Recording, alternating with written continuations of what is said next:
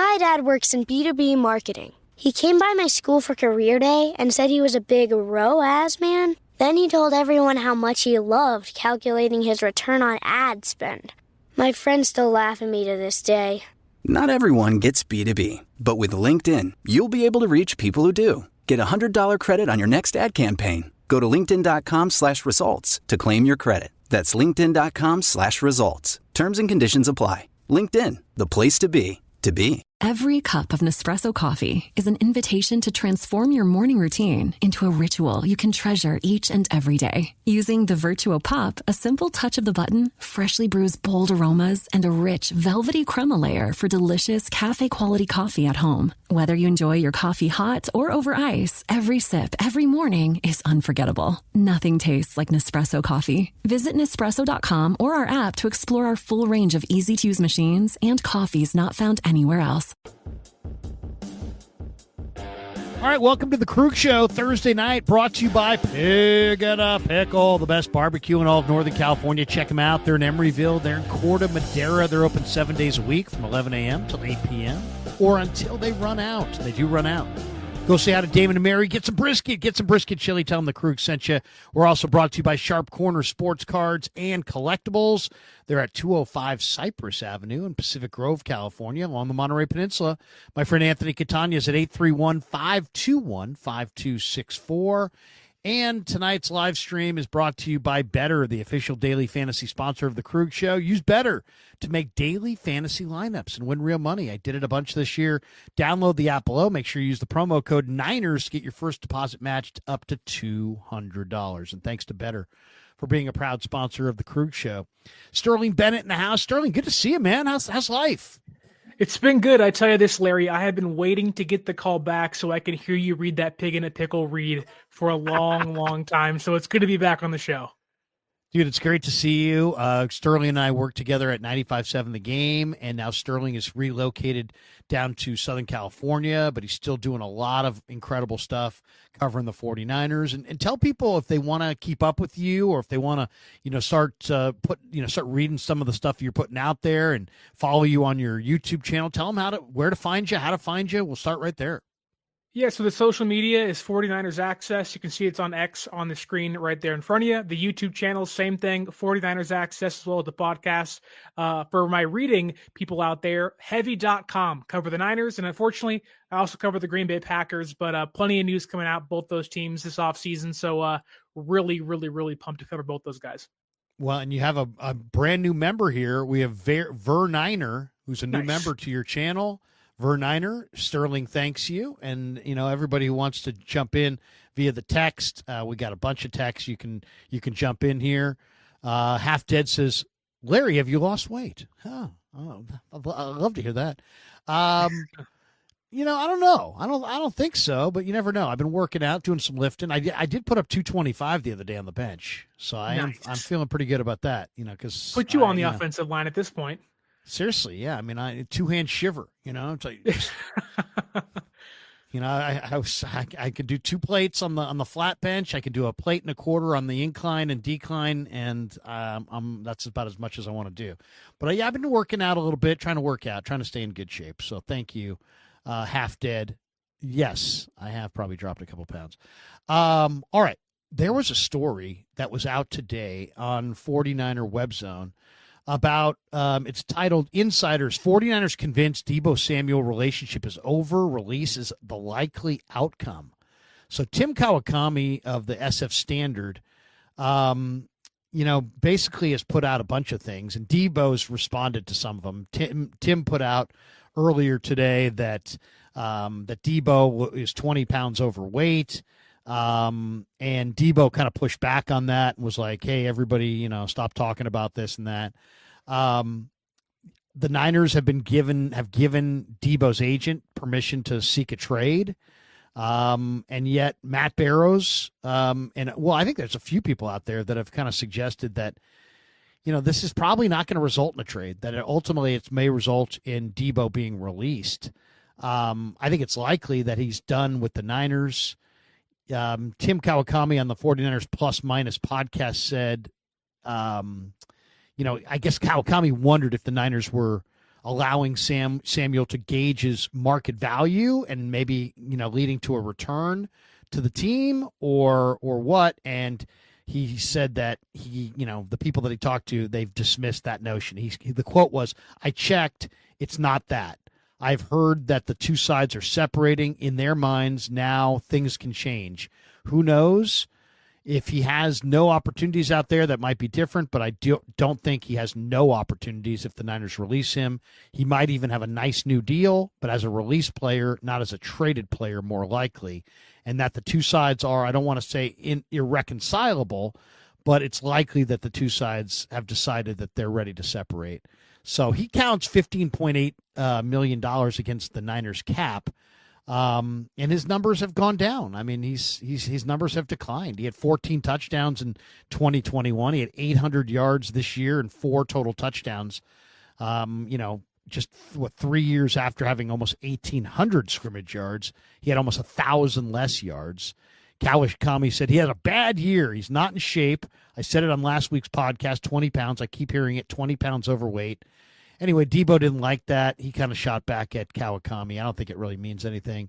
Matt Barrows of The Athletic believes the 49ers will ultimately release Deebo. Trading him is complicated. Doing so before June 1st would result in a dead cap hit twice as large as simply keeping him. However, the 49ers could reduce the salary cap impact by designating him a post-June release. The only reason I'm not sure about where this is going is that John Lynch did say to us at the end of the year, we're not in the business of giving away good football players, when he was asked specifically about Deebo. And if they want to trade him, they can take a bigger cap hit and trade him and get some draft pick compensation. I don't think it's going to be a significant compensation. I would say I'm on record as saying I think at best it's a 5th-round pick. What's the end game here? How's this going to come to a conclusion? When is it going to come to a conclusion? He's got that big bonus coming to him in March, so I got to imagine whatever's going to happen is going to happen before that bonus gets paid. What's your feeling on Deebo, how it stands, and how it's going to end?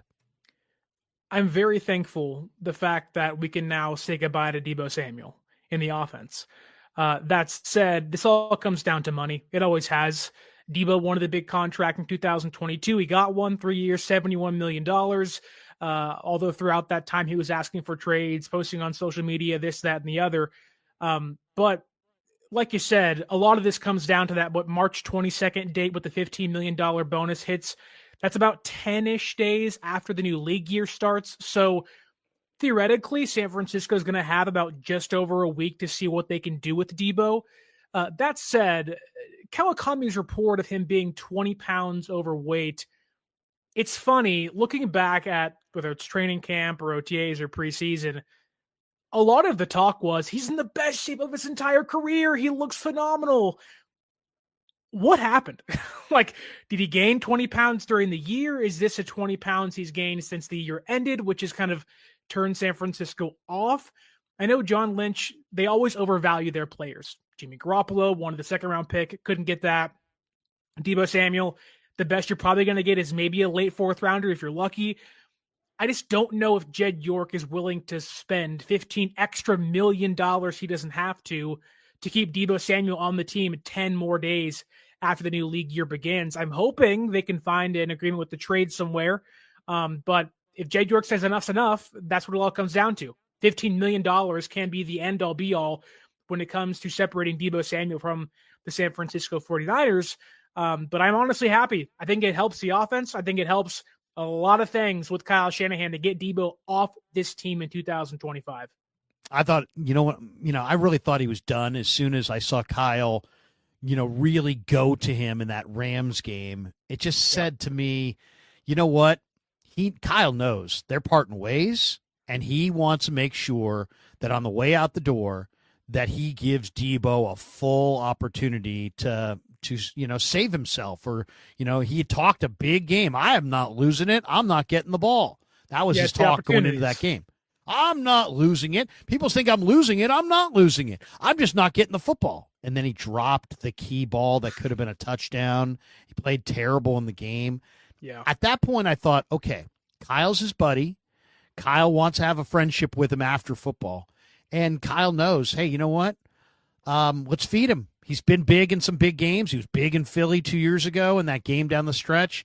He's been the big dog in a lot of the Niners' biggest games. I mean, Deebo has risen to the occasion, and maybe Kyle thought he would rise to the occasion, or maybe Kyle just wanted to give a guy that he knew they were parting ways with one more opportunity to kind of show what he had and maybe elevate. And not only did he not elevate, he kind of shrunk in the moment, dropped an obvious touchdown pass.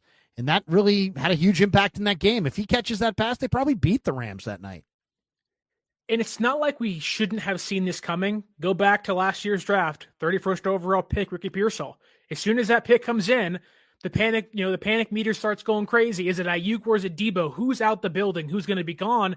And while San Francisco elected to kind of take this one final big swing to maybe win a Super Bowl, although it didn't happen, the writing has been on the wall for a year. Once they re-signed Ayuk and drafted Pearsall, it was, okay, Deebo, you're the guy, you're the odd man out, you're the guy out the door. It was just a matter of when, was it going to be a trade or release? Who will take that first big step into getting him off the team? But honestly, like, Deebo, go to that Rams game, drops the big touchdown. At that moment in itself, forget asking for a trade, forget the financial situation. At that moment, it was so obvious he's no longer the same player he once was. And that's okay. But at that point, he's going to be 29 this year. He's been beaten and broken and giving you everything he's got. And he's been a really good Niner. However, it's time to move on. You now hopefully have two guys that can beat man coverage once Ayuk comes back. You have Jawan Jennings, who had a phenomenal year this year. You're probably going to want to re-sign him for a longer contract. You're going to want to extend George Kittle. Like, Deebo Samuel, in a way, is kind of being phased out of the offense, and it's a good thing it's happening. Where does he wind up? A lot of people have speculated Carolina, but you know what? Carolina is not a destination. I know he's from North Carolina, or he's from South Carolina, and the Panthers are close by. But I think that Deebo wants to be on a good team. I think he understands that he only gets payback if he's on a relevant team and plays big and maybe wins something. And I think ultimately he does care about winning. So I know Baltimore went after him last year. He was wearing an Eagles jersey this week. He was looking, celebrating with A.J. Brown. I bet you anything he either winds up in Baltimore or Philadelphia or Washington. One of those places that's, that where he can win, where he can maybe stick it to the Niners a little bit. I don't think it's not about money. I think it's about, winning an opportunity and then I also kind of think that there could be some teams that look at Deebo and go, you know what, the 49ers offensive line is horrible. You put him here in Baltimore behind our killer line, he might be better. You put him in Philly behind their killer line, he might be better. I could see some teams thinking that, he's not necessarily done because his age doesn't say he's done. But if you do know NFL football, guys who run through you are done at 28. Guys who run through you are done at 29. That's where he is. I mean, go look at Earl Campbell. Outside of John Riggins, I can't think of a single guy whose game was they ran through people that did anything at the age after the age of 29. And that's where he's at right now. So I kind of think he's done. I really do. But I also think he's going to wind up on a good team. I don't think he's going to be on a bad team. I would agree with you. And I think a lot of what Deebo does in regards to his age, you have to point to, he's a running back. He's not a receiver. Receivers can play till they're 33, 34 times.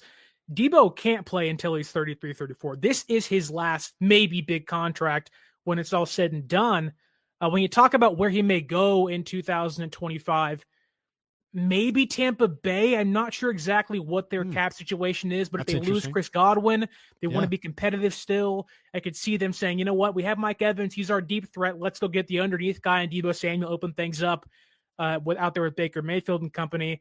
I know a lot of people are out there mocking Deebo and a pick for a player. The odds that happen are very slim. It usually doesn't happen like that in the NFL, player for player trades. But my hope, and it's probably not going to happen, but my hope is is that they keep Deebo after the draft. And there's a team out there that didn't get a receiver, didn't sign one in free agency, and is like, look, we're desperate. We got to get a receiver in here. Whether it is Tampa Bay or somebody else, who knows? Maybe it's the Falcons. I have no idea. The teams that are like, we got to find some weapons. Oh, Deebo's out there. He wants out. We'll pay him whatever it is. San Francisco saves, I don't know what it is, like $15 or $10 million this year after a post-June first cut and whatnot.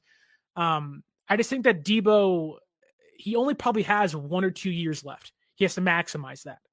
And if he wants to set himself up for a Super Bowl, maybe, I don't think many teams that are going to be vying for a Lombardi trophy are even going to want Deebo Samuel. That's the issue to me. His destination is not a team that's going to reciprocate for him. It's going to be teams like the Jets, teams like, I don't know, the Colts, teams like the Saints, like maybe the Giants if they get Shadur Sanders. Like, it's not going to be really competitive teams that say, I got to get Deebo Samuel. I think that's a good point. It's okay. So then what also makes this kind of complicated, and what you're suggesting there, though, Sterling, means that they would pay that big roster bonus in March. Yeah. So I don't know if that's going to happen. It seems like they're going to separate before that, but you never know. Yeah. And you also never know about their interest in getting back compensation.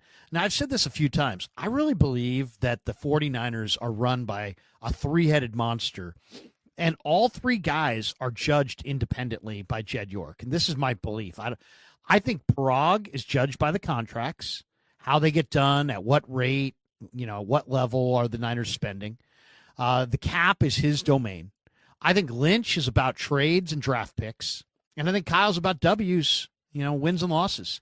And I really believe that, John may want to trade Deebo because he doesn't want to hand him over for nothing. And he wants to have something coming back. But as you stated, and as I've stated too, I don't believe that he's going to fetch anything more than, a mid to late day 3 draft choice. That being said, the other thing that complicates this is that the 49ers need him. They don't need him, but they need a receiver. Right. And Ayuk's out for, I don't know how long. I mean, that's the other question. How long do you think Ayuk's out for? He tore the MCL, the ACL, the meniscus. I think he's gone for sure until at least Thanksgiving, and I don't even know what you can expect to get from him. I think he'll be diminished. I mean, that injury was very serious. He wasn't the same player last year that he was 2 years ago. I think it's very safe to say that he's probably not going to be the same player next year that he even was this year. So now we're talking about multiple steps down from the apex of his career. I don't know can the Niners win the Super Bowl next year with a wide receiver core of Ayuk off the injury, JJ, Pearsall, and Cowing? I don't think so, man. I really don't think so. So I think it's going to take – I do think they should move off of Deebo. I do think they will move off of Deebo, but I also think they're going to have to go find a receiver. Now, it could be in a trade, it could be in the draft, or it could be in free agency. Those are the three options. What do you have anybody that you think? I mean, there was an article today written, that was talking about Amari Cooper, but Amari Cooper had a terrible year this last year. Had a 15% drop rate. Was like the worst of his career. I don't know about Amari Cooper. Other people have said Devontae Adams. I don't know. To me, that he is not the receiver that they need. I mean, they need a receiver that complements what they have. And what they have are guys that can move the chain. So what they really need is they need a guy who can really get downfield and make big plays. And there are a couple guys like that in free agency, but they're not big stars. They're Rondale Moore, they're Tutu Atwell, they're McCole Hardman types. And I could see them going for a receiver like that because that's the receiver that they don't have and would round out their room. But people are talking big names like Amari Cooper and Devontae Adams and T. Higgins and of course, the draft. What if T-Mac, Tetaroa McMillan drops in their lap? And we'll do a little mock before we get out of here. But what do you think, Sterling? I mean, if they move off of Deebo, are you with me that they have to have a significant receiver coming in? And then if so, who do you like? Who do you want? I would agree that if they trade or release Deebo Samuel, you have to find whether it's like another bona fide number 2 receiver or starting caliber guy, or someone you can just trust to start, for a month or two, maybe once Ayuk comes back, which I'm hoping. I think he got hurt October 22nd against the Chiefs. I'm hoping it's around early November once he's back, but post ACLs, it usually takes one whole year anyways to get back to who they once were. And who knows, right? That said, I think there's a player out there that was, I guess, rumored to be tied to them in at the trade deadline last year. I think Darius Slayton makes a lot of sense for them. He's got the speed. He can stretch the field. He's not going to, be Amari Cooper in regards to his ability to play towards the sidelines or whatnot, but he's also going to be a heck of a lot cheaper. And I think for a team that probably wants to pay a player for 1 to 2 years at a pretty cheap rate, I think Slayton makes a lot of sense. He's in his, mid to late 20s. He's not going to cost you $10 million a year, because when I see these big names like Devontae Adams and T. Higgins, I think, is San Francisco really going to pay another wide receiver $15, $20, $30 million? T. Higgins wants to get paid. Devontae Adams, for whatever his contract looks like post-release, he's going to want to get paid. I know he's an NorCal guy and all that stuff at Fresno State, but he's going to want money. San Francisco is already paying Ayuk $30 million per year, and Pearsall's a first-round pick. I have a really hard time believing that they're not going to treat this anything, or they're going to treat this similar to how they treat that third cornerback. Cheap veteran, $6 to $8 million, and call it a day. Hope it works. I think that is the blueprint for what they're going to do, and I think Slayton fits that a lot for this offense. That's a great name. Darius Slayton is a big receiver, but he also runs 4.33, and they got to have somebody. I asked Kyle this question probably 4 times in the last 2 or 3 years, which is how important is it to have one receiver on your roster who will take the top off the defense and kind of threatens deep? And he's like, everybody in this league knows how fast everybody else is. So he said it's vitally important as a play caller. Offensive football is about creating space. Defensive football is about closing that whole space down. So if you have Tutu Atwell, he can run right on by, Mooney Ward. Well, guess what? You can go up top, and that's what the Rams did against Mooney Ward, and Tutu ran right on by him. So I definitely think Slayton's interesting because he is a big-bodied receiver, but he also has great speed. And he's been on such a bad offensive team that if you put him on the Niners, you know what? Maybe around the Niners and their receivers and their receiver coach and maybe he would bust out. Maybe he would have a career-type year. It's definitely to me, he's on the short list. He's definitely on the short list because he checks all those boxes. Another What do you topic, think about his former teammate, though? Like, who's that? I know it's an underrated signing and probably not going to mean anything, but Isaiah Hodgins is Isaiah Hodgins. I love Isaiah Hodgins. I went to high school with him. He was a sophomore and I was a junior. Like, I know Berean? Isaiah Hodgins. Yep. Okay. In which Berean Christian is a Christian high school in the East Bay.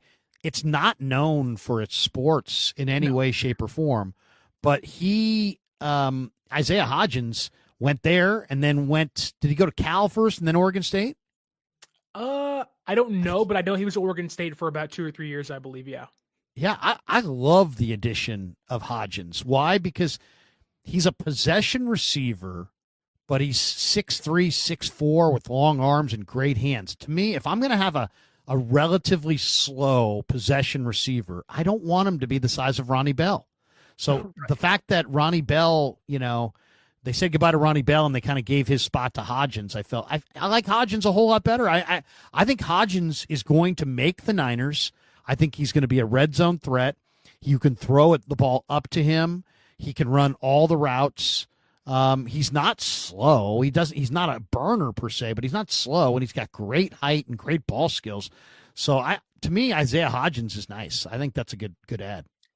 Yeah, I think that for Hodgins, he's kind of, the Giants toy with him a lot. He was a starter, then he wasn't, and the Giants are a mess. But to me, like, him and Russell Gage are like floor raisers. And I think that in a room where Ayuk's going to be out for a handful of months, Deebo's probably gone, like, you have to have floor raisers on your offense and in the receiver room. So I think that Gage, Hodgins, veteran guys, even Tariq Owens, I don't think all those guys make the team, but they certainly give you depth, which at this point in time, you need a lot of depth knowing you don't have your top 2 guys probably next year for like 2-3 months, if at all.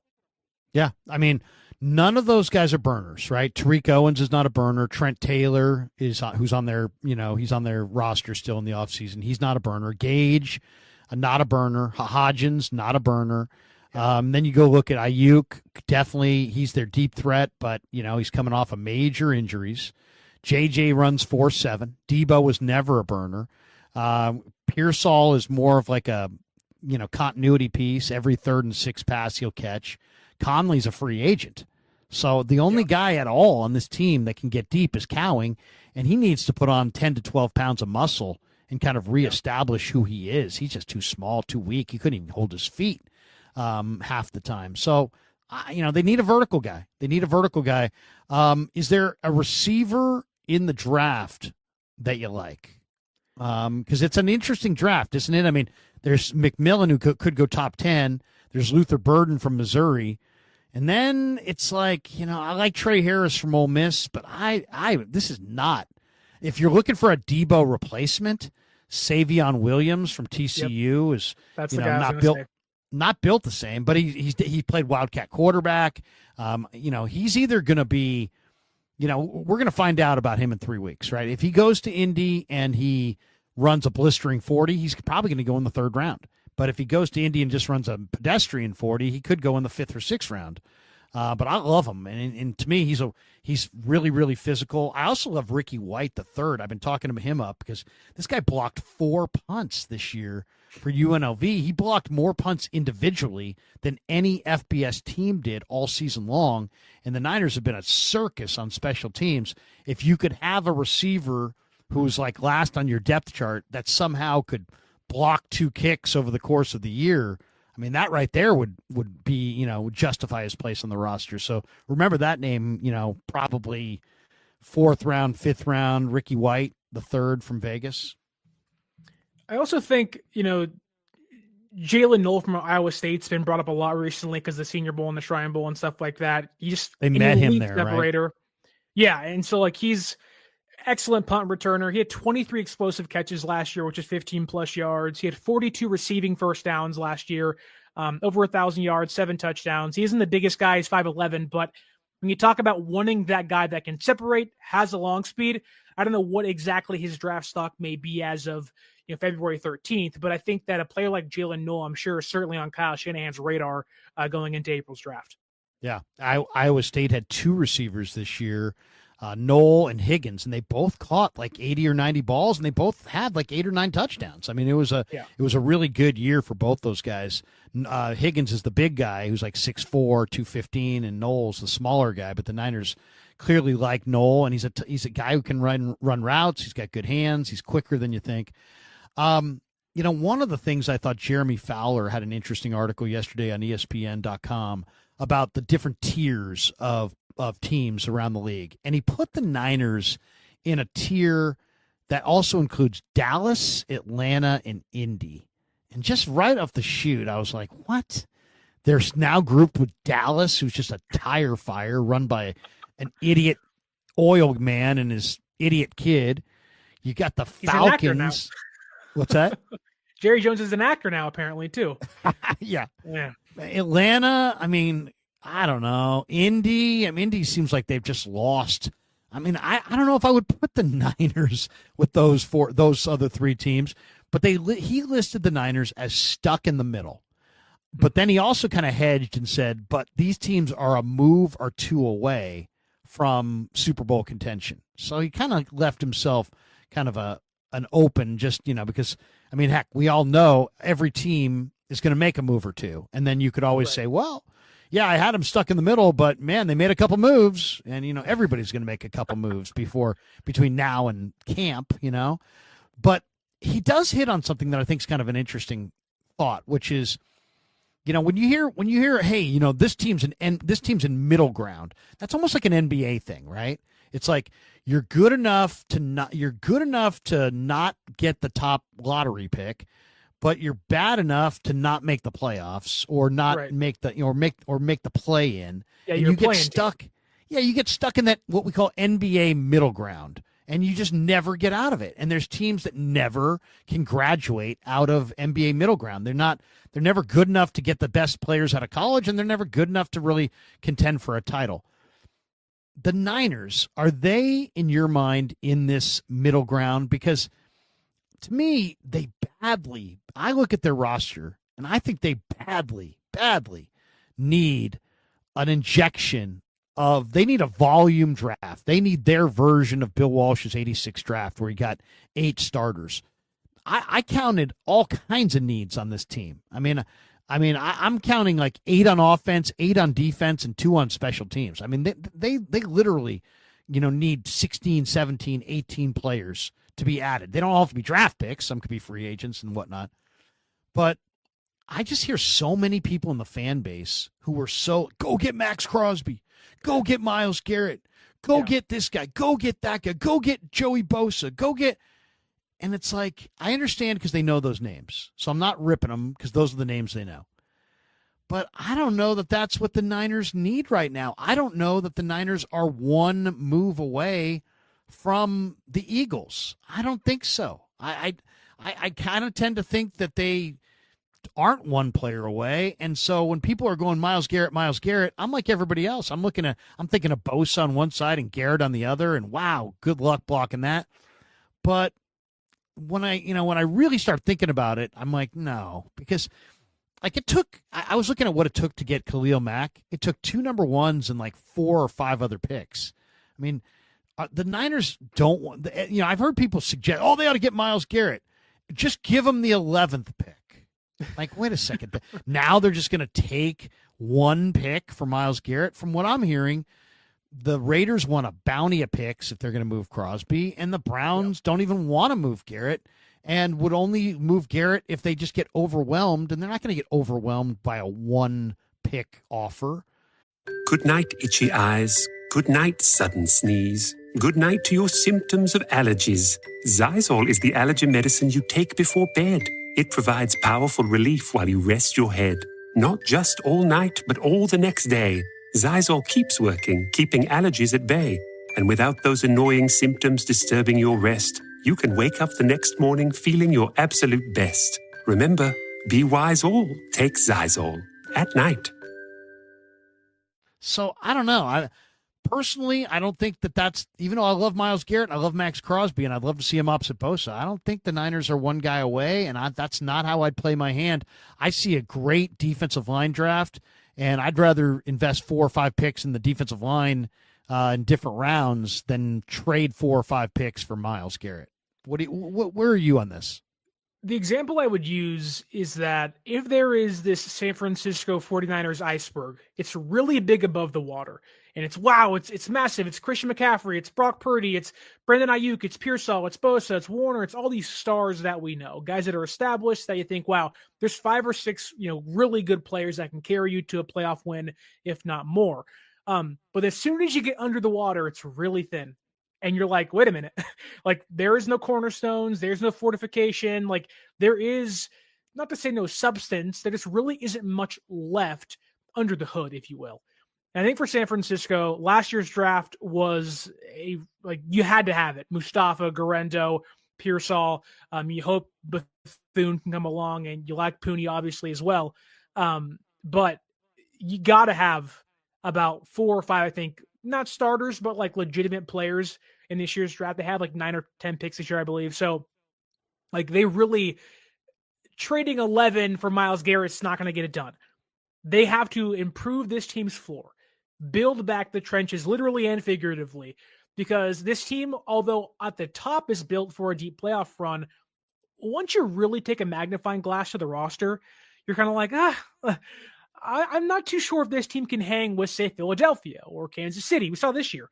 Kansas City walked into San Francisco and boat raced them, and it was like they are far away. Now, there's context as to why. Purdy threw about 3 or 4 picks in that game. However, this team, I think, is near playoff contention. They have the stars to get to the playoffs. But you want to talk about winning a Lombardi trophy, you got to have about 4 or 5 of these picks hit this year and be instant impact players for you in 2025. Yeah, no, there's no question. There's no question about it. It really is. It's going to be a very interesting offseason, I think. I think it's going to be a very, very interesting offseason for a lot of reasons. I want to play this one cut about Brock Purdy. This, to me, was really interesting about Brock Purdy. And there's been a couple different stories out on Purdy in the last week or so. But this, I don't know if you caught this, but this was Albert Breer on with Rich Eisen, and I thought this was a really good soundbite. Listen to Breer, and I think Breer is all over it. I think Breer's pretty dialed in. Here's Breer with Rich Eisen discussing the Purdy contract. The number that Brock Purdy's annual salary begins with next year is a 4 or a 5. Is that what you're gonna ask me? Oh, it could be a 6. Could be a 6. I'd say a 5. Okay. I think they're gonna find. I think they're going to find a middle ground. I think he's going to wind up not being the highest paid. But I think, one thing you can do for a quarterback is you can exchange the raw dollars for maybe an extra year of guarantees where you can give him the comfort level that you are going to be our quarterback, And I think maybe the model's the Jared Goff deal,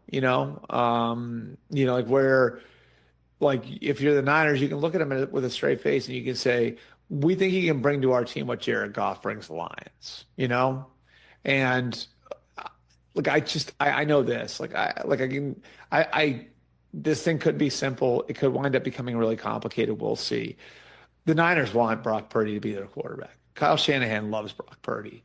And the idea of building around Brock Purdy is something that really appeals to them. And they don't want to sink to the bottom of the league and have to rebuild around somebody else. And they've already done the Trey Lance thing. And so I think they're going to find a way to get it done. And the team's going to look different around him next year. And they're going to have to deal with some different challenges having a quarterback at the top of the market on their books. But they did deal with that once with Jimmy Garoppolo. And they've got tough decisions to make on guys like Deebo Samuel, who I think is gone, and they'll have some, they'll have some free agents that they're going to have that they really like that they'll have to probably let go of, like, Charvarius Ward, and they're going to have to cut some veteran players like maybe a Javon Hargrave. I do think that Brock Purdy is going to be part of the equation, though. Okay, so there's Breer, and Sterling, it's interesting. When you listen to that soundbite the first time, you're like, oh, he just sounds kind of easy breezy, and he's kind of discussing it all. When you go back and listen to it again, he's got a lot of real specifics in this thing, which makes you think that somebody spilled their guts to him. Like he either talked to Kyle Strongen or maybe he talked to the Niners, because he had a lot of very specific stuff. For example, he says that the AAV is going to be in the $50 million range, but it won't be in the $60 million range, which definitely plays along with Diana Rossini's Super Bowl week report of it's going to sit between 55 and 60 million. There's also a report, I believe, from Barrows or Kawakami tonight saying that it won't be $60 million. So in other words, what Breer said there, the Niner beat writers and media are now saying here, which is that they're going to get a deal done, but it's not going to set new records. It's not going to be he's not going to be the highest paid quarterback in the league. And that's what Breer basically said there. And that's what Barrows and Kawakami are saying. He also said, I think they'll find middle ground. I think he won't be the highest paid quarterback. And then he says, you know what? He actually names Jared Goff. And he's like, I think it's going to be kind of like a Jared Goff deal. And it's like, you don't just say that. You don't just think of one guy. I think it's going to be a Jared Goff deal. Well, wait a second. Why? Somebody said to him it's going to be a Jared Goff deal. So I looked up Jared Goff's deal, and he says, Niners want Purdy to be their quarterback, and Shanahan loves Purdy. I do find it interesting, too, that Shanahan, without anybody prodding him, said Brock Purdy, Shanahan wants Brock Purdy to be the only quarterback that he has here the rest of his time here. And I almost get the feeling that maybe Jed said to, Kyle and John, hey, look, you got 2 or 3 years and that's it. And we got to show some progress here towards a Super Bowl, or that's going to be it. We're going to probably go in a different direction. I don't know that that's the case, but I could picture that. even though he's publicly been totally, in total support of the regime. Andy Reid doesn't, Andy Reid got 13 years and then they fired him. If Kyle got 3 more years, it would be year 9, 10, and 11. So he's kind of getting in that, it's time to S or get off the pot kind of a situation.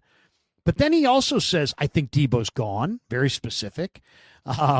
He said they may need to cut some vets, and he named Hargrave, and that one's already kind of been known because the Niners kind of already announced that they're going to cut him post June 1st. But I wanted to look at the Goff deal, and the Goff deal signed in May of 2024 was 4 years, $212 million. And if you adjust for inflation, Purdy's AAV for and the cap's going up, by the way, from $255.4 million this year to $272.5 million next year. So if you do the math and extrapolate the cap going up that amount and then adjust for inflation and say he's getting the Goff deal, then Purdy's AAV would be $56.4 million. Bingo. That's it. There it is. I don't think he's saying Goff because for the hell of it. I think he's saying Goff because somebody told him that. And for Diana Rossini to say it's between 55 and 60, 56.4 is between 55 and 60. And for Tim Kawakami and Matt Barrows to say it won't be 60, well, 56.4 is not 60. Do you see what I'm saying? And then I'm just looking at the other numbers on the Goff deal. APY or the AAV is 53 million for him, so 56.4 for Purdy.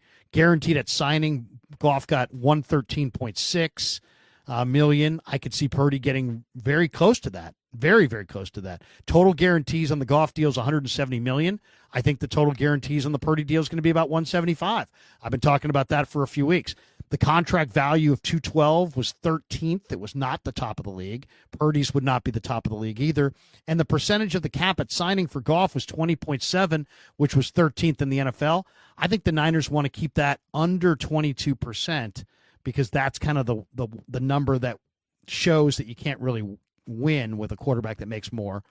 So what do you think? I mean, isn't it Breer either is a genius or he's got great sources? Which one do you think it is? Well, first, that was incredible math there. Like, you had me captivated the entire time you were talking about the contract. But I think Breer's spot on. I think when you talk about and you hear about the numbers being thrown out there, $60, $55 million, I believe, if I'm correct, Brock's 56, whatever you said, $1 million. 56.4, yeah. Per year, that would make him, I believe, the second highest paid quarterback above Burrow, above Lawrence, above the guys, above Tua. Like, it's a contract that, the per year average, the APY, usually gets tossed out there like it actually matters, although it doesn't. Like, that gets Purdy's name, number 2, right behind Dak Prescott. It gets his name where he wants it to be. But I think it makes the most sense. I've never been someone that believes that, Purdy was going to outbid Dak Prescott's contract. I know Over the Cap had him projected at $60.1 million, which whatever, like we're doing the 0.1 game, I guess. Like, Brock's not going to get 60 than 1 penny to make it a point, but I think it makes San Francisco comfortable. But to your point about Kyle, when he said that about, Brock's the only quarterback I want to be here with me. And I was like, okay, if it doesn't work out, like, you are tying yourself to this quarterback, which that's what happens when you get 3 chances to get a starting quarterback as your franchise guy for a long time. But man, like, I think 56 makes the most sense. It gives Brock what he wants. It keeps San Francisco in a comfortable range. The great thing about that is that, once eventually, it'll be a while from now, but once Jaden Daniels gets paid, once other quarterbacks get paid, Caleb Williams gets paid, Drake May gets paid, Brock will be the 10th highest paid quarterback again, and no one will care. It's like, all right, like, the same thing happened with Jimmy, albeit Jimmy was more limited than Brock was. It was always the highest paid quarterback, and in 2 weeks' time, he was 13th. And you're like, oh, it's not that bad anymore. Seriously. Well, I mean, and that's the way all these deals work, right? At first, you're like, but here's the weird thing about it. Why is it that every quarterback has to be the record-setting quarterback? I mean, was Jimmy Garoppolo the best quarterback in football? Hell no. Is Brock Purdy the best quarterback in football? Hell no. So why should these guys ever, even if other guys' contracts will pass them up eventually, Why should the Niners ever pay Brock Purdy, top of the – he's not the best quarterback in football. To me, it's nonsense that he should be making the most. But I also will push back on the people who are like, give him $30 million and tell him to take a hike. Franchise him and make him earn it. Make him earn it? Who's done more? The guy took you to a Super Bowl and an NFC Championship game in his first 2 years. You took away 38 touchdowns from his top 3 guys from last year to this year, and he still was pretty damn good for a lot of the year. Now, he did continue to drive the ball down the field without any deep threat, and he ran into some second-half interceptions, and he's got to eradicate that. But outside of that, I look at that as just a guy trying to make a play. And I don't necessarily hold it against him. I would like to see him be a little bit more careful with the football, because I don't know if you noticed, but Philly was 13-1 in the playoffs turnover ratio. They took away the ball 13 times. They gave it away once.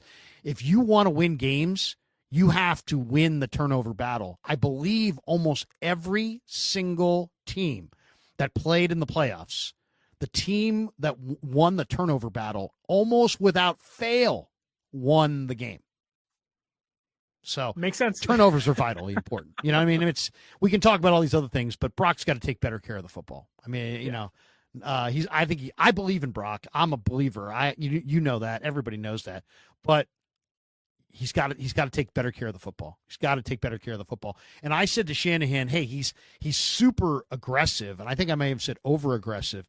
And Shanahan pushed back. He's like, I don't think so. I don't think he's over aggressive. And this was on the heels of the pass to JJ against the Rams, where he had 3 guys. The All-22 showed 3 guys underneath, and the Rams saying, we're taking away the deep ball, and Brock saying, screw it, I'm going down the field. With a rusher in his face, and he never saw the coverage. That's too aggressive. It was first down. You cannot make that mistake on first down. That's a last play of the game. The clock's going to hit 0, or it's 4th down. Then you take your all or nothing chance. You don't take an all or nothing chance with your season on the line and 3 guys open underneath, and the defender's saying we're not giving away the deep ball, and you're like, I'm going there. No, that's over aggressive. And Shanahan can defend him all he wants. The film sides with me, and would say he was over aggressive there. So, which the good thing about Brock is that when he had all of his guys out there, he had Ayuk, he had Deebo, he had Kittle, he had Christian McCaffrey, he was far more comfortable and far more careful with the football. He wasn't throwing 12, 13 picks. It was like 6. I think that, once you get your guys out there, the guys that are there through OTAs and training camp, the guys you trust to be open, you can even go back to 2022, I believe, or maybe it was 2023 in Minnesota. Brock throws the football late in the game that gets picked off. He's screaming at McLeod, you got to get here, because you don't trust the guys out there that wasn't Ayuk and wasn't JJ and wasn't Deebo. So you like to believe that once he has his guys back, the guys that are there the entire time, the entire offseason program that he trusts, those interceptions will go down. The necessity to be aggressive downfield when it doesn't really matter that much, or you shouldn't be, will go down. That the interceptions will also decrease, and you'll win more football games because of that. However, on the defensive side, because both things, you got to even itself out. The defense also has to get takeaways too. It didn't get any last year, it felt like, under Nick Sorensen. So I know Brock gets some hate for that and whatnot, and he's not taking a Baker Mayfield style contract. He's earned much, much more than Baker ever has. That said, you want to lower your turnovers, but also increase your takeaways. It starts with Brock, but also that defense has to get itself together in 2025 under Robert Saleh. I haven't even asked you, but what do you think of the new coordinators? The Niners have, like Philly last year, right? Philly had a bad year, got bounced by Tampa. Vic Fangio rolls in, Kellen Moore rolls in. They have 2 new coordinators. Niners actually have 3 new coordinators. You got a new special teams coordinator who came from the Jets with Saleh. You got Saleh stepping in for Sorensen, and you've got a new offensive coordinator as well in is it Clay Kubiak or Clint? I believe so. Yeah. Or Clay. One's in Seattle, one's with the Niners, but I think Clay might be with the Niners. But what's your thought on the new coordinators? Do you? I don't really have that much knowledge of the special teams coordinator, but when you're as bad as the Niners have been on special teams, all coordinators look pretty good by comparison. I think it's really hard not to be excited about Robert Saleh coming back. I mean, how could you not be? I know there are better names out there. I myself wanted Dennis Allen. And so I get that. But Saleh knows this team. He knows this defense, albeit the personnel's different on the defensive side of the football. He just makes Kyle feel comfortable. He'll be able to push back during meetings and kind of get the best out of Kyle and vice versa. I think this team didn't have that with Steve Wilks. Kyle undoubtedly ran over Nick Sorensen last year as well. So I think that getting Saleh back in the building, back in meetings, will ultimately make Kyle better. It also allows Kyle to be hands-off with the defense. And I think the same thing goes for special teams. Although Kyle is the head coach, he'll be involved in things no matter what. Brant Boyer, 13 years in the NFL. He was an assistant with the Colts in 2012. Been with the Jets since 2016. He survived 3 different regime changes. So you can say when new GMs, new head coaches are coming in, they're saying, nope, that guy needs to stay here. He's that good at his football. So I like Brant Boyer a lot. I think he brings a lot of Robert Saleh tendencies to special teams, which is exactly what you want. A lot of those things go hand in hand. A lot of similar players, same players. With the Jets, as their special teams coordinator, ranked inside the top 10 twice. If you want to go to DVOA, they have never ranked below 5th since 2019. Like, they've been a solid button-up unit ever since Boyer's been there.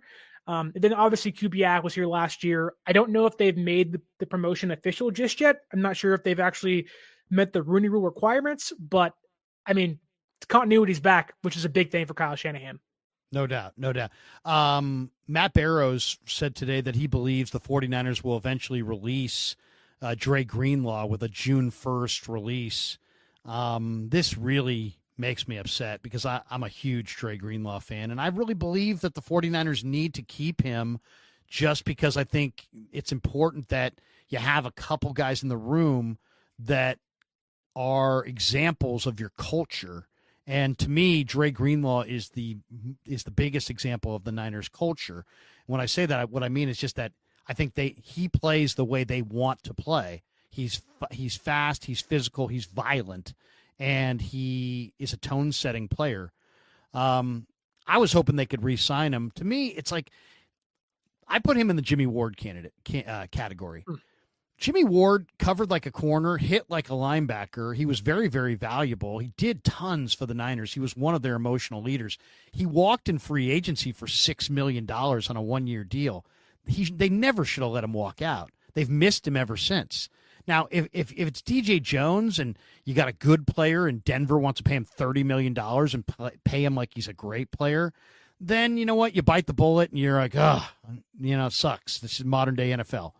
But when you have a player that's as valuable as Greenlaw, and if he doesn't get a big money multi-year deal, if it's just 1 year, $6 million somewhere, and I have a hard time believing he's going to get more than that, I want to bring him back. I want to keep this guy. I want them to draft 2 or 3 young linebackers, and I want those young linebackers to see the way that Dre Greenlaw plays and say that's how it's done.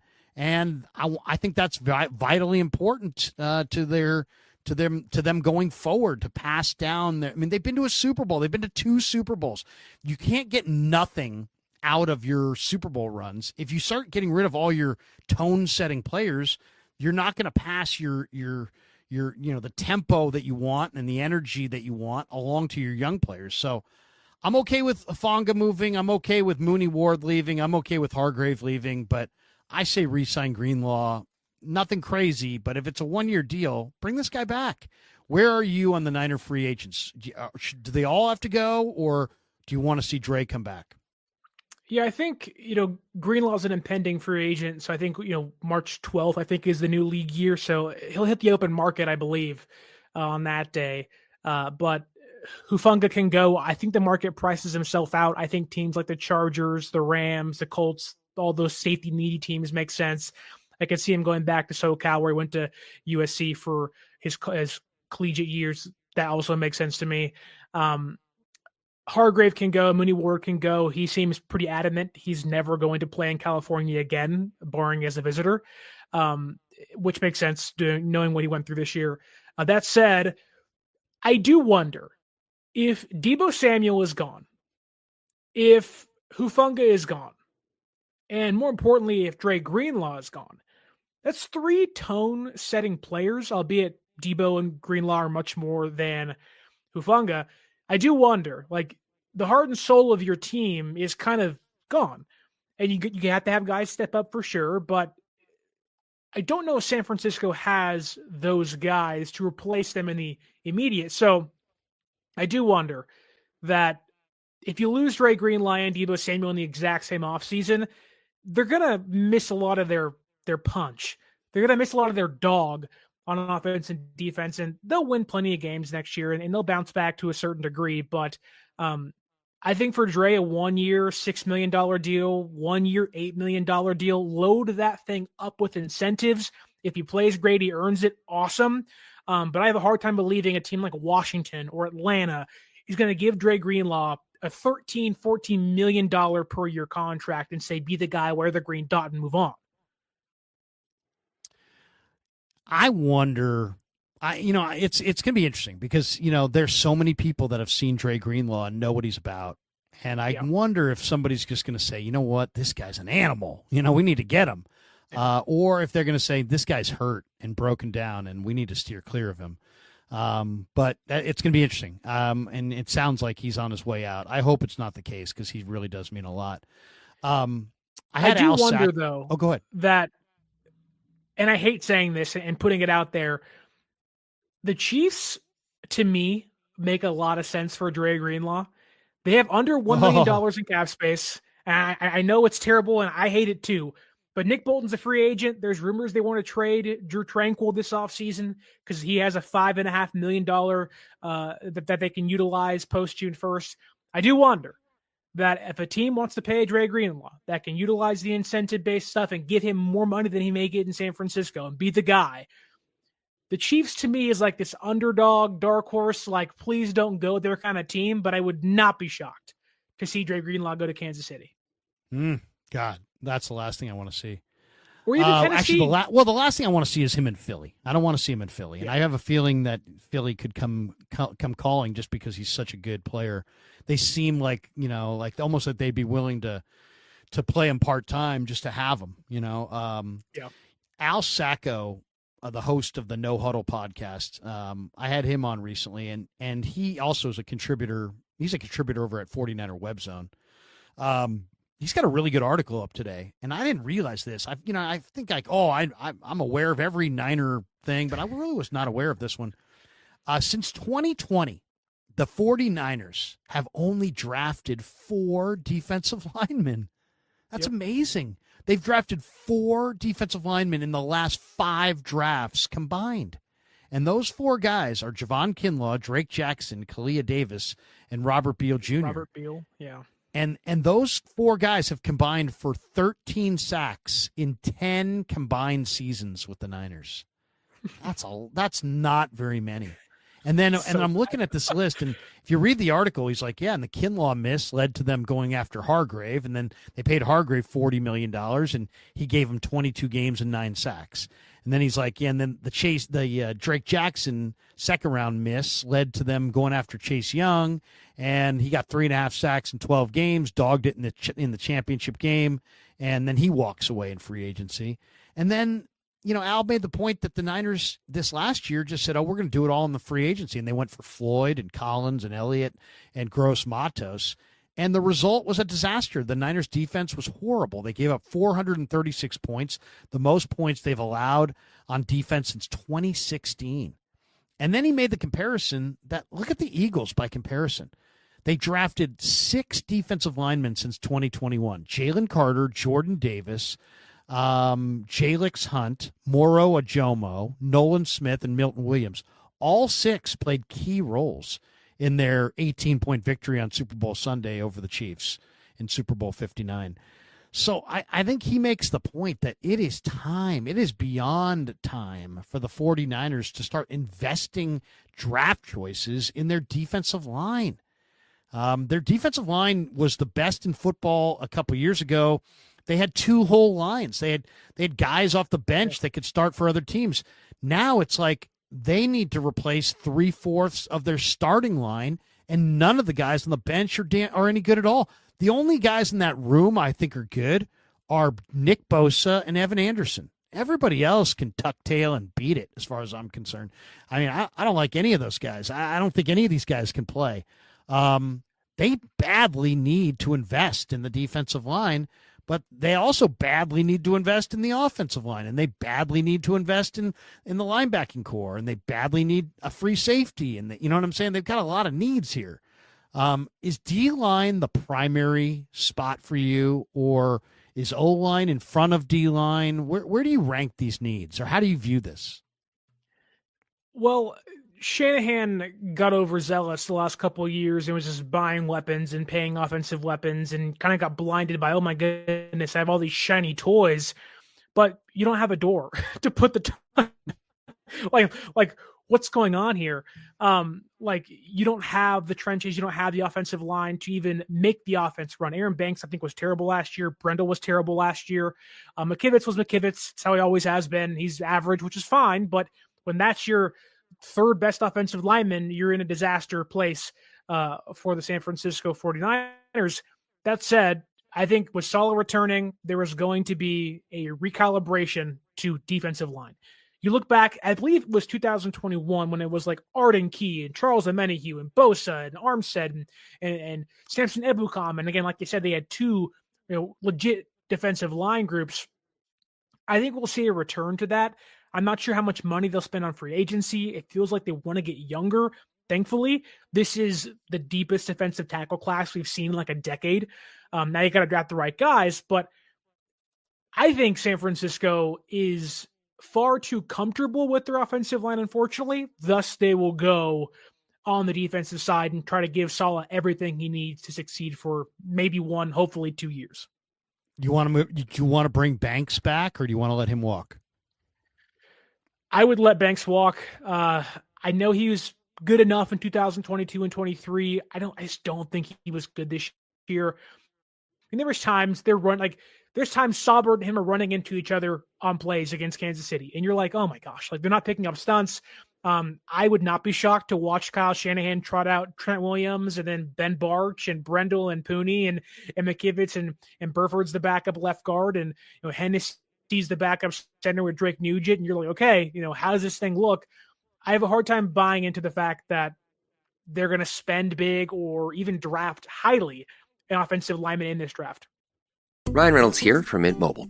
I don't know if you knew this, but anyone can get the same premium wireless for $15 a month plan that I've been enjoying. It's not just for celebrities. So do like I did and have one of your assistant's assistants switch you to Mint Mobile today. I'm told it's super easy to do at mintmobile.com/switch. Upfront payment of $45 for 3-month plan, equivalent to $15 per month required. Intro rate first 3 months only, then full price plan options available. Taxes and fees extra. See full terms at mintmobile.com. Let's hit a couple of these star chats. We got this one from Verniner. He says, new member. There you go. 49er media. Nice, Isaiah Hodgins just went to Oregon State. Okay, I thought he started at Cal. Verniner says Garrett Wilson trade and Drew Dahlman free agent is the perfect offseason.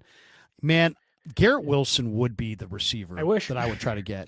I mean, I don't know if Garrett Wilson's available, but that's the guy. I'd be calling the new general manager of the Jets and just being like, what do you want? What do you want? I don't want to trade you the 11th pick, but outside of the 11th pick, what do you want? Because Garrett Wilson is exactly what the Niners need. He's a 4.38 route running marvel.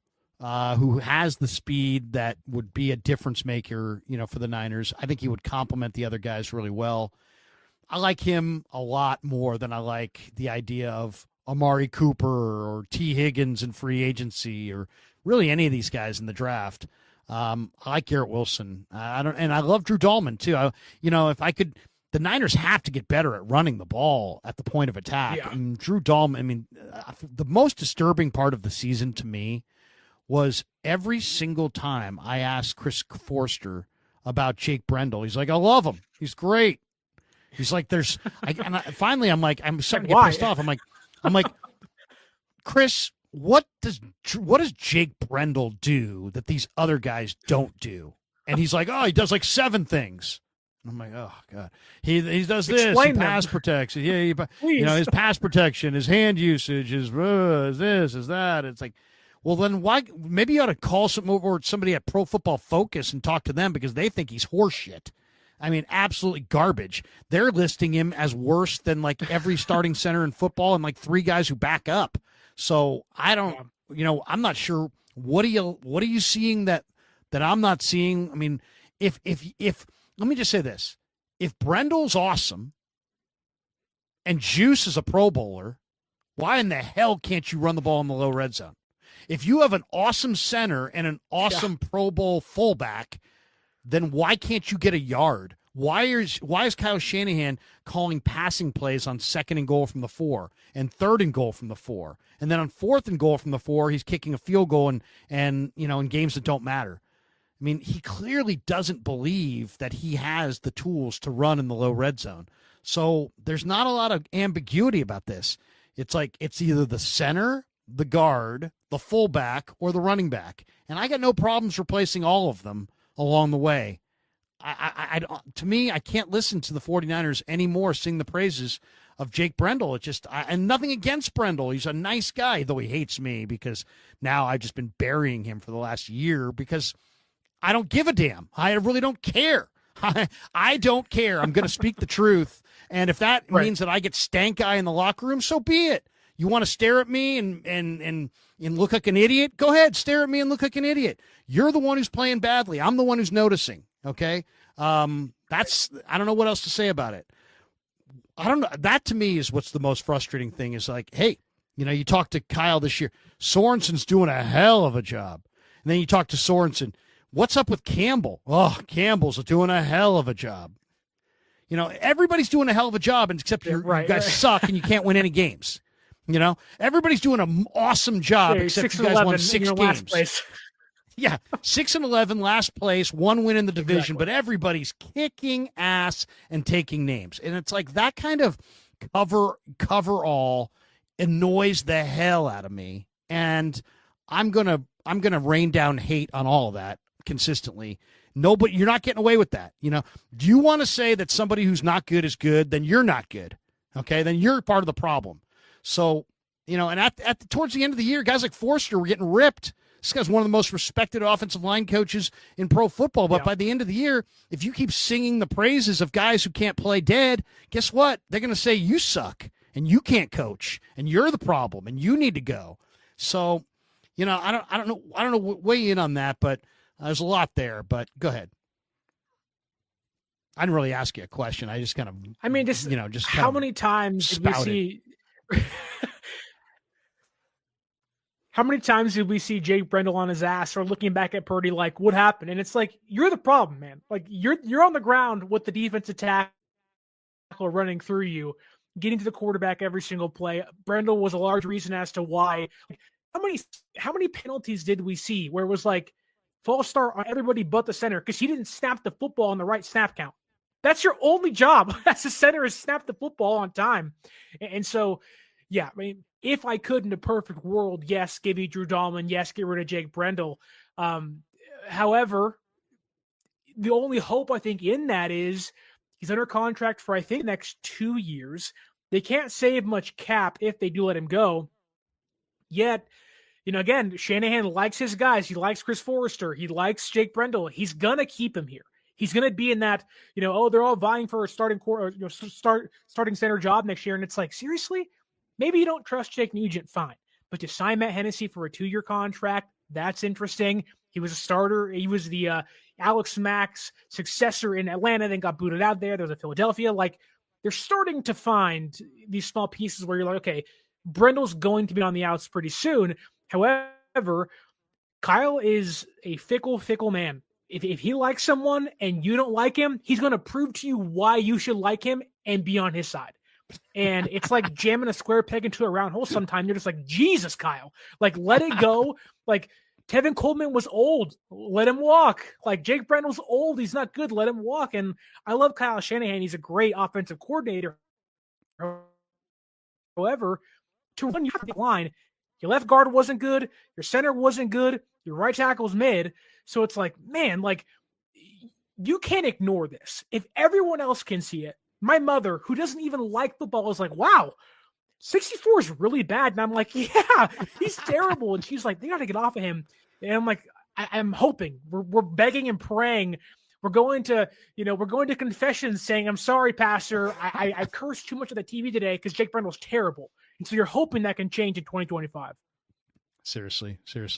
Couple in the chat here. I become deaf, destroyer of words. Larry, do you sit or stand when you stream? It's a very personal question. It's very personal. No, I'm just joking. I sit. I'm 6'2". If I stand, I get too tired. I'd rather just sit. We got this one down here from Terradome. What's up, Terradome? Good to see you. He says, we should have been getting linemen instead of drafting kickers who can't kick. Running backs who can't run and tight ends that can't catch. COVID in Wuhan. Gosh.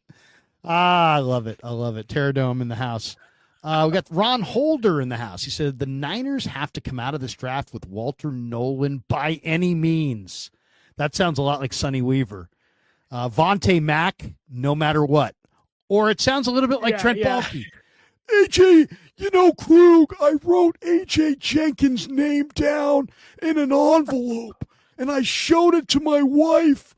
I showed it to everybody on my cul-de-sac, and I told the guys, I'm taking the guy in that envelope. So I opened that envelope, and I drafted AJ Jenkins. All right? And I'm thinking to myself, hey, Trent, man, it's only a good story if the guy can play. If the guy can't play, you're just a jackass. Right. I could write any name down. He's traded 2 years later for Jonathan Baldwin. Like, what are we doing? Exactly. How to devalue a first-round pick by Trent Baalke. Once again, this live stream is sponsored by Better, the official daily fantasy sponsor of the Krueg Show. Use Better to make daily fantasy lineups and win real money. Download the app below. Make sure you use the promo code Niners to get your first deposit matched up to $200. All right. A couple more on here before we jump to a quick mock that we get out of here with. We got Casey Cook. Do you think the Niners will draft a running back? Yes. If so, what do you think of Dylan Sampson out of Tennessee? Well, my buddy Doug Hendrickson reps him for the Wasserman Group, I believe. He's super productive. Like, if you go look at Dylan Sampson's career, he just lit it up. I mean, he had great production. That being said, I like him. I don't love him. I think there's other backs in this draft that I like more. We'll talk about it when we do the mock here. But I like him but don't love him. But he is incredibly productive. And the Niners, I think, are interested. They also met with R.J. Harvey, another running back who's amazingly productive. Production's good. In fact, I'm kind of a believer that never draft any player that wasn't a productive college player. I can't really think of almost anybody who wasn't good in college but was great in the pros. It's a prerequisite to being good in the pros. You have to be good in college. If you're just one of these guys that goes to Indy and look good working out and have a fast 40, those are the busts. Teams that adjust their board a ton between now and the draft are the teams that don't do it well. The hay's in the barn already. If you want to change your grade based on the All-Star game performance, I'm cool with that. But you can't change it based on the combine, and you can't change it based on an on-campus workout. And yet teams will, and teams do, and they make lots of mistakes. Half Dead says, Larry passed out on a beach in Pacifica with an empty bottle of beer, crab legs all over his shirt, and Copenhagen dripping out of his mouth. That's a nice picture. Do you have footage of this, or is this just a claim? And then Kid Tricksta says to Sterling, "Wow, Dieter looks different." Dieter and I usually stream on Thursdays. Dieter has had a baby. I shouldn't say that. Dieter's wife has had a baby, and so Dieter is at home, and he'll join us in a few weeks, but not before. Yes, I am Dieter post baby. Yeah. Damn, Dieter, you're looking remarkably fresh. Okay. Let's are you ready? Are you ready? Are you ready for a mock draft? Now I'm not gonna hold you, we're just gonna play around with it. I'm gonna share the screen. And one thing I love about Sterling knows his stuff. Now Sterling also, he has, he'll know more about the draft come April than he knows right now. We'll all know more about the draft come April than we know right now. But Sterling is definitely, gets into the minutia as much as almost anybody, and can he absolutely can mock draft with the best of them. So that's why he's here. And we're gonna go with the mock draft, or the NFL mock draft database simulator. I don't know why. The PFF doesn't have enough players for me. The Pro Football Network one, I kind of know where all the players are, and so it kind of, it's not. I got to go with something that's a little bit more of a surprise. So let's go here. I've marked down the Niners. So here's our picks. We have 11, 43, 75, 99, 112, 138, 139, 189, 228, 232, 255. So that's, what's that? 1, 2, 3, 4, 5, 6, 7, 8, 9, 10, 11, 11 picks. So this mock offers tons of trades. And if you want to make a trade, make a trade. I'm going to do you want to go first, or you want to go second? I'll go first. You're probably going to know a heck of a lot more than I do when it comes to like those 7th and 6th round guys right now. But I can definitely give you a few tidbits on these top guys in the draft this year. Okay, here we go. We're going to hit start, and away we go. Okay, so let's move that off the board for a second. Let's just see how this thing went in front of us. Well, this is who's left. Will Johnson, Tataroa McMillan is still there. Ashton Gianti? What's the best pronunciation? Genti. From Boise. He was going for 12 yards a pop until Penn State, and then he suddenly got slowed down. Tyler Warren, a lot of people think Gronk. Jalen Walker, the Butkus Award winner. Is he a linebacker? Is he an edge rusher?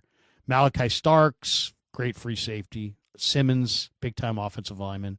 Stewart, I'm an A&M fan, but this guy's got great talent. Tyler Booker's a big road grader. Membu, Mike Green, Cole. There's a lot of good players. This is the first round. Okay, so go ahead, Dieter, or go ahead, Sterling. I'm on this page, so I'm not even looking at you. Go ahead, Sterling. You will start us off. Who would you like? And by the way, you also have offers. So let's take a look at the offers, just for the hell of it. You have 3 offers. You can trade your first for no picks this year and go with Phillies. the entire Eagles next year's draft class. You can have next year Eagle draft. Okay. Pulling a Ricky Williams, I guess. Man. Yeah, that's interesting. You can move back with Jacksonville. They'll give you their first next year and their 4th next year. And if you give them your first and you get 2/3 in return, that in real life, that would be intriguing, because that first round pick could be the first pick in the whole freaking draft, especially if they trade Trevor Lawrence, like there's talk. And then the Colts are offering next year's 1, next year's 3, and next year's 5. I'd say reject the trades, but what do you think? Yeah. Okay, yeah, I wouldn't take any of those trades. Okay, they're kind of bizarro trades. So is there, and I can go any up here, I can choose any position if you want to look, at the position group, which we'll need to do as we go further. But is there anybody that jumps off the page at you right now, looking at the way this thing has gone in front? Yeah, I think it's really hard to show you all the guys here. Yeah, it's really hard to ignore names like Walter Nolan. It's hard to really ignore a name like Mike Green. I think it's really important San Francisco addresses defense. I know that this is one of the deepest defensive tackle drafts in recent years. I'm not hyper focused on you got to get the guy at 11. Had there been Will Campbell or Kevin Banks, maybe you could talk me into one of those guys at 11. I don't want a receiver here. I don't need a running back here. I don't buy into the idea of Tyler Warren at 11. I don't love that at all. I don't think he's Brock Bowers. I don't think he's Gronk. He could be great, but my mind is set on the trenches, and I'm kind of between a player like Mike Green and maybe even Armin Membo, who I know Dan Brugler loves of The Athletic, thinks that's a guy for San Francisco at 11. But I think it's Salah's world, and we're all living in it. I think that Mike Green is, to me, the guy I would take here. Interesting. So Mike Green is an edge rusher from Marshall, and some of the footage of Mike Green from the Senior Bowl was freaking amazing. Yeah, he's incredible. He was absolutely amazing. Let me see if I can type him in so maybe we could show somebody a highlight of Mike Green, because he was unbelievable. He just abused Connerly, and just crushed him. Just absolutely crushed him. He's had 17.5 sacks this year. Yeah. Let's see. Yeah, here it is. I have him at 6'4", 248 pounds. If you want to go PFF's route, he had a 91.6 pass rush grade, a 90.2 run defense grade. He had 67 total pressures last year. Like you said, 17 sacks, had a 21% pass rush win rate. Hyper athletic. He's a fluid pass rusher. He has really smooth hips. He's fearless against the run. I mean, when you talk about a guy that wreaks havoc on defenders, it's Mike Green. He's probably this draft's number 3 edge rusher. And after that, it's a pretty steep drop off from guys. There's second round picks you like and late round draft picks you like, but you want to get one of the top guys. Mike Green is screaming at me on the draft board. Here's a up close highlight of Green just abusing guys at Mobile. Now, look at that. He just threw that guy down like he was tissue paper. This is a 250-pound guy. I loved his interview, too, afterwards. He's like, man, I mean, this guy's serious. This guy's a serious football player.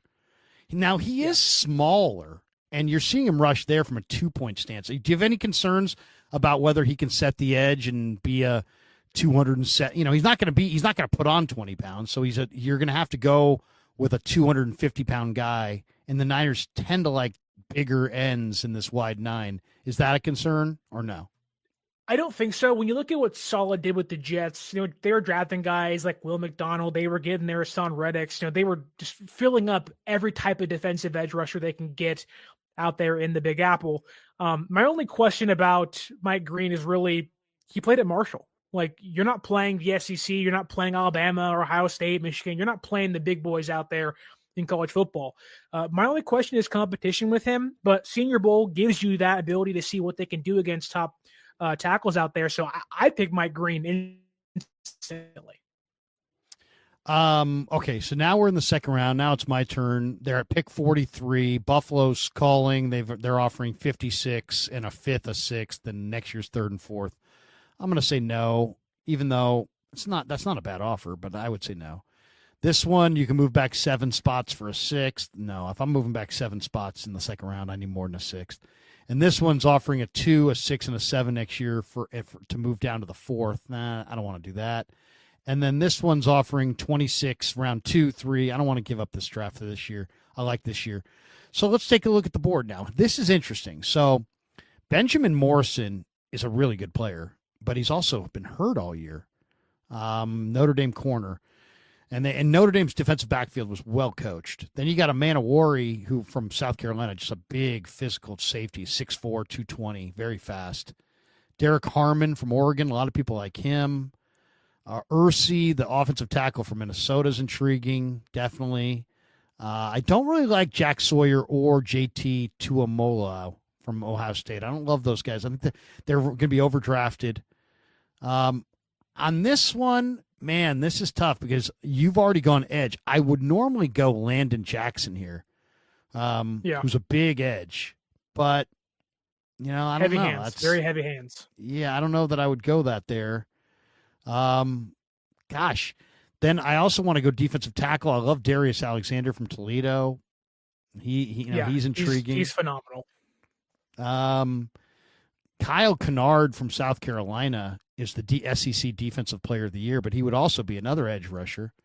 Let's check out the D linemen. Who's behind here? You got Deion Walker, Alexander. I really like Ty Robinson, but this is too early for Ty Robinson. I kind of feel like this might be the linebacker the cornerback sweet spot. I'm taking Benjamin Morrison. I'm going best player available. To me, this kid there's no way he should be here. This guy should be gone in the top 12 picks. He's a really good corner. And to get him at 43 is too much of a steal. So now you're on the board here at 75. And this is interesting. You can move one spot down and get a 5, a 7, a 5, and a 6. I mean, see, this is where this mock is not great, is that who's giving you 4 draft choices to move one spot? I just don't think that's not really realistic. And then let's see the other trades. You can go from Jacksonville down to 88 from 75 and get a 4th round pick and a 5th next year. And let's see, you got one more offer here. Why is it not going? Let's see. There it is. You can also move to 81 and get a 4th round pick as well and a 5th round pick next year. So would you like to plug and pick? And then also I can show you the board. Let's see who's on the board. Denzel Burke, Noel Williams, who was from Cal, who had a really good Shrine game. Parrish, seems like a lot of corners. Parrish from K-State's a really good corner. I think you have Kobe cornerbacks Bryant's pretty pick good on the board. Oh, that's why. I'm sitting there going, yeah. I'm sitting there going, why? It's all corners. Okay, so now you're looking at both of the Buckeye running backs. You know, a lot of Niner fans go, no, not another 3rd round back. But I'll tell you this, man, either one of those guys, you can't go wrong. Travion Henderson's good. Quinshon Judkins is really good. Here's some of the guys. Jared Ivey's a big edge. Mason Taylor is Jason Taylor's kid. That's the tight end. Yeah. Kennard is the SEC Defensive Player of the Year, as I mentioned. Barrett Carter, if you want a receiver, tiny little receiver, you can go Tez. Restrepo is a good route runner. Scatabo. I kind of like this kid Knight from South Carolina. He's super athletic. I like this tackle Belton. Chris Paul they met with. I saw that this week. Jared Wilson's a jumbo center. Farmer from Florida State's a pretty good defensive tackle. So who are the offensive linemen available right now? Anthony Belton is the highest rated one from tackle. Then there's Ernest Green, Trapillo from Boston. Jalen Rivers, pretty good athlete from Miami. Holland Pierce is a monster for Rutgers, just an absolute house. J.C. Davis is a good offensive lineman. He's a day 3 guy, but he went to McClymonds, and Illinois ran the ball this year. And that's the outside line. The inside line, you have Mbow from Purdue, Ratledge from Georgia, Jared Wilson from Georgia, Fairchild. You got 3/5 of the Georgia line there. I kind of like Jake Majors. I love this Willie Lampkin kid. I'm definitely going to pick him later. Jackson Slater, who's coming on the show next week from Sac State. Nice. I'm looking forward to having Jackson on. Is there another position you want to look at, or is there a certain spot? Yeah, so I'm kind of in between. This is the time of the year this is the time of the draft where you almost have to start to hunt around a little bit. Right, like I'm in between. Like we've gone defense twice. We did trenches. We did cornerback. Do you go offensive line here? I really like Ozzie Trapillo from Boston College. Mm-hmm. That said, I also see a lot of defensive tackles I like. But do you want to go defense 3 times in a row? I'm not entirely sure about that, knowing the needs you have on the offensive line. My only concern about Trapillo is that he's probably a tackle. He can't play on the inside. He's not going to be your left guard. And I think he's going to be a legitimate right tackle for you. He's a right tackle. Right. So I don't think they're moving off of McKivitz this year, which then gets you into the conversation about Marcus Mbow from Purdue, where he's 6'5", 300 pounds, very light offensive lineman. But he also played right guard in 2022. I think that may be a place they look at and say, could Pooney play left guard in 2025? Mbow goes to right guard in 2025, and you have McKivitz there, but you've improved your trenches a lot on the interior already. I think for the sake of getting it, I think Shanahan likes these weird, kind of undersized, lighter guys. He wants guys to pull and get out and be able to move. I think Marcus Mbow does that a lot for Purdue.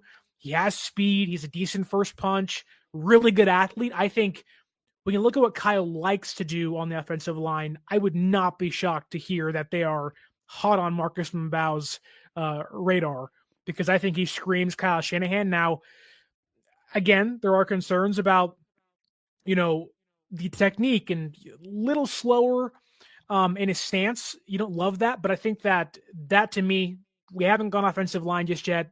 I would do that here. Okay. And there's versatility here. I mean, if you're going to have a young offensive lineman, the nice thing about Mbow is he could play probably center, guard, or tackle. So, Right. If you're going to have him on the bench as a rookie, it's always nice to have a guy who can play all 3 spots. All right, so now we're at pick number 99. We have an edge rusher, a corner, and an interior offensive lineman. I'm never too worried about what we've already picked, because I just really try to look forward and not worry about, because the bottom line is, it's an awesome running back draft. It's an awesome, defensive tackle draft. It's a really, really good, and then it's a really, really bad wide receiver draft. So it's like, you can't always go for need. Okay, let's see, 99. I love this linebacker, Demetrius Knight. I just think he's fantastic. He's related to Gladys Knight, by the way, in the Pips. But I also love Anthony Belton. Anthony Belton is just a house. But you've already got M'Bow there, so I'm not sure if I would go Belton. I could go corner. I love Noel Williams. I think he had 7 or 8 interceptions this year. He led FBS in picks. He had another one in the Shrine game. I mean, he's really good. But you know what? The guy I'm going for is right here, Ty Robinson from Nebraska. This guy reminds me of Keith Millard. He is just a badass. He's 6'6", 310, and he just plays with his hair on fire. This duo, him and Nash Hutmacher, are just monster. And I'm okay with not going tackle up front because I love some of the tackles, but this is the guy that I think has the great motor. So I'm taking Ty Robinson out of Nebraska at 99. So now you're up at 112, and you have 4 trade offers. You could move back for a 4th and 6th next year. You can move for a 5 and 2 6, 2 6s. You can move for a 5 and next year's 7th, or you can go 5 and a 6 in next year's 6th. I kind of think the 4th round is going to be one of the best rounds of this draft. What are you thinking here? I can highlight any position you like, but this is the top of the board. Yeah, I think, not that I'd want to do it, but I think you look at who is at the top there on the draft board. I think it was Jordan Birch from Oregon. Again, I'm not saying I would do that now, but Jordan Birch, 6'5", almost 300 pounds, senior.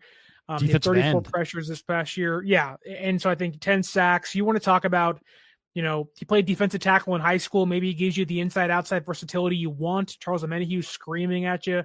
I know they have Yetur Gross-Matos. I think Saul would have a lot of fun. I think he's just one of those nasty mother-you-know-whaters that get inside the defensive line and tear things up.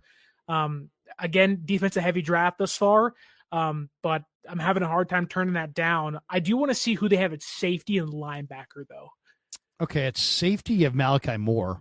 A lot of people like Malachi Moore. He's a really good player. Otherwise, down the board, I mean, I like this Mac McWilliams from Central Florida. I thought he looked pretty good in the All-Star game. I don't love the draft for safety.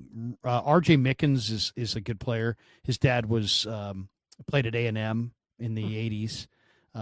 If you remember Mickens, I think it's Ray Mickens, and this is Ray Jr. That's what they call him, R.J. Mickens. He's a pretty good corner, or a pretty good safety. Malik Verdon, he's not a bad player. Oladipo, his brother is already in the league, I believe. There's some interesting names here. That's Bryce Anderson is not a bad player. So that's safety. What's the other spot you want to look at? Cornerback. Corner. ¿Dónde están los $5 millones que me robaste? Gloria tendrá que encontrar el dinero. Su vida y la de su hijo dependen de ello. Hay que acorralar a la viuda. ¡Tengo mucho miedo, mamá! El peor de los caminos será el único posible. A mí no me importa ir a la cárcel con tal de salvar a mi hijo. En la nueva superserie de Telemundo. Esta mujer es clave. Que empiece la cacería. La Jefa. Martes 18 de febrero a las 10:09 Centro por Telemundo. You got Denzel Burke, good corner, good tackler. You've got Noah Williams from Cal, Jacob Parrish from K-State, very strong one-on-one tackler. Kobe Bryant is really lean, but he's a dog. Both these guys from Kansas are good. Mello Dotson, who's tall. Mello Dotson's like 6'4". Kobe Bryant is like 175 pounds, but he's 6'1", and he's really, really aggressive. Is Knight there at linebacker still? I'm not sure if he's gone just yet. He might still be here. Yeah, he's there. He's number 2 linebacker. Go ahead and talk him up for me. Well, I mean, okay, so Demetrius Knight, I mean, the footage that I saw of this guy, first of all, he's on a great South Carolina defense, and he just closes like nobody's business. I mean, this guy is, can really, really run. I don't know what his 40 is going to be, but I'm eager to see what he runs at the combine, because on the film, it's off the charts. In fact, I'm probably going to see if I can show you something on this guy, because he's so good.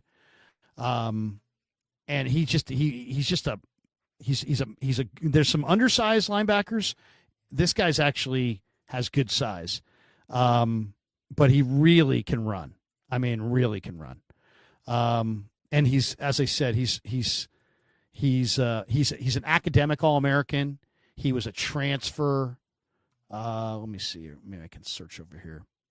And he's just a really, really, I think I spelled Demetrius wrong. I'm getting my Demetrius. Let's see. Let me double check the spelling on that. But yeah, this guy, he's smart. He was good in 2 different programs. And if you watched him, he just flies all over the place. I mean, he's just a really, really fast player. And like when you see him close the space, it's incredible. It's incredible watching this guy close the space. Let me see if I can type this in better. And South Carolina, I mean, there was a couple plays where, he's running it down. You got the edge rusher running it down. And yet this guy looked like he was just moving twice as fast as everybody else. He's just super explosive. Okay, here I got the footage here. Yeah, he's 250 pounds. Here's an interview that he did. We'll show you the interview. Let me see here. Hold on a second. We'll go back to our big board. We'll stop sharing that, and then we will share this. Here we go.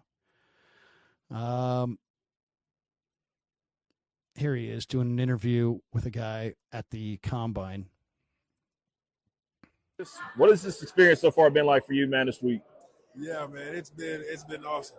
Nothing short of awesome. It's been a blessing to be out here with these guys and to be able to compete with the guys from Columbia also, but being able to play with guys from all around the SEC, and then guys from Oregon and places like that. We wanted to speak it into existence.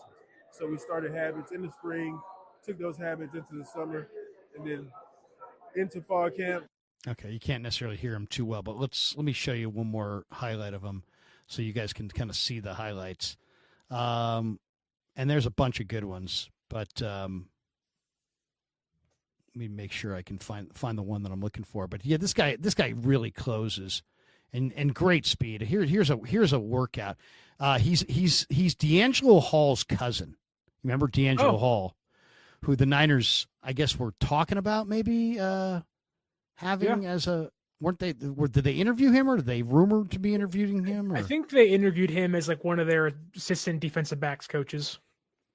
Okay, so here is the workout. Just, linebacker Jets coach putting him through the paces here. But there's a lot to like. I mean, the speed is really good. And he just, I don't know, you can't really tell here, but I mean, he's a hitter. He's smart. I think he's scheme versatile. I think he's a guy that could step in right away, day one, and start next to Fred Warner, especially if you got rid of a guy like Greenlaw. I love this program. I think South Carolina is a tremendous program, and he's an incredible talent. Let me see one more of him. I think we have one more we can show you. Let's see. Here it is up top. Here it is.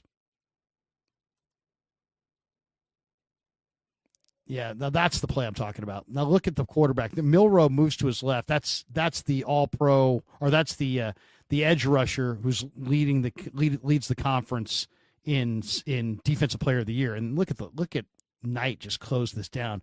And look where he comes from. He comes from here and just sprints. He just closes that space down instantly. The speed is really off the charts. And I don't know. In this mock draft, are we under the assumption that Dre Greenlaw is not coming back next year? No. Okay. I would say it's an unknown. It's an unknown. Stephen Draper says Barrett Carter's much faster, 4.13. Yeah, but Barrett Carter is not, doesn't have the thump that this guy has. I love Barrett Carter too, but Barrett Carter is more like a converted safety. He's kind of a runaround guy. But let's we'll share the screen on our big board again so we can get back to our mock. There it is. Okay. So, and you can go either one, really. I mean, really, you're looking at a lot of good linebackers here. Barrett Carter, Demetrius Knight, Chris Paul Jr. from Ole Miss is also a good player. Bassa from Oregon's a really good player. My favorite linebackers, I love Shamar James from Florida. Carson Bruner is a good special teamer. But then even further down the board, David Benda from Texas and Chandler Martin from Memphis. I mean, they're awesome. They're a little undersized, but they're just awesome players. Leaders, tacklers, guys who can run probably 4.5 or faster. But it's your pick, and I don't want to influence you. So what direction do you want to go? We can also look at other positions. Just for Kyle Shanahan's sake, who's at running back right now? Yep. Scatabo. Cam. Yeah, Scatabo. RJ Harvey. Devin Neal, very, very fast. Yeah. Etienne, very quick player for Georgia. If you go further down the list, this is the guy that I love, this Kyle Manung guy. Oh, yeah. Yeah, I mean, he's just crazy. I mean, I seen this guy get hit so hard, and then he doesn't go down. I mean, he just keeps running. One time I saw him get hit so hard that he got knocked 3 or 4 yards laterally, and he just kept running. It was the most amazing thing I've seen. That's one of the greatest contact balance backs there is. Kyle Manung guy. And then there's a bunch of other guys. Bayshell Tutin's a good return man. Yarns is a good player. This guy was the MVP. Do I go with Knight or do I go with Birch? That's my conundrum here. Is do I value what Saleh can do with the defensive line and rebuild those Birch trenches? is no longer there. Birch is gone. Oh no, there he is. Birch is an edge, but they list him as a defensive lineman. He's an edge though, but they don't have him under edge. So Birch is a big edge. He's not very long, but I think I just love that fit with Birch in San Francisco. Okay, we'll go Birch. It's gonna be a good grade too because he was B+ because he's quite a bit up on the board there. They had him in the 80s, and this is at 112. All right, we pick back-to-back, 138, 139. Let's go all. David Walker's an amazing pass rusher. Love him. You know what? I'm not even going to think about this one.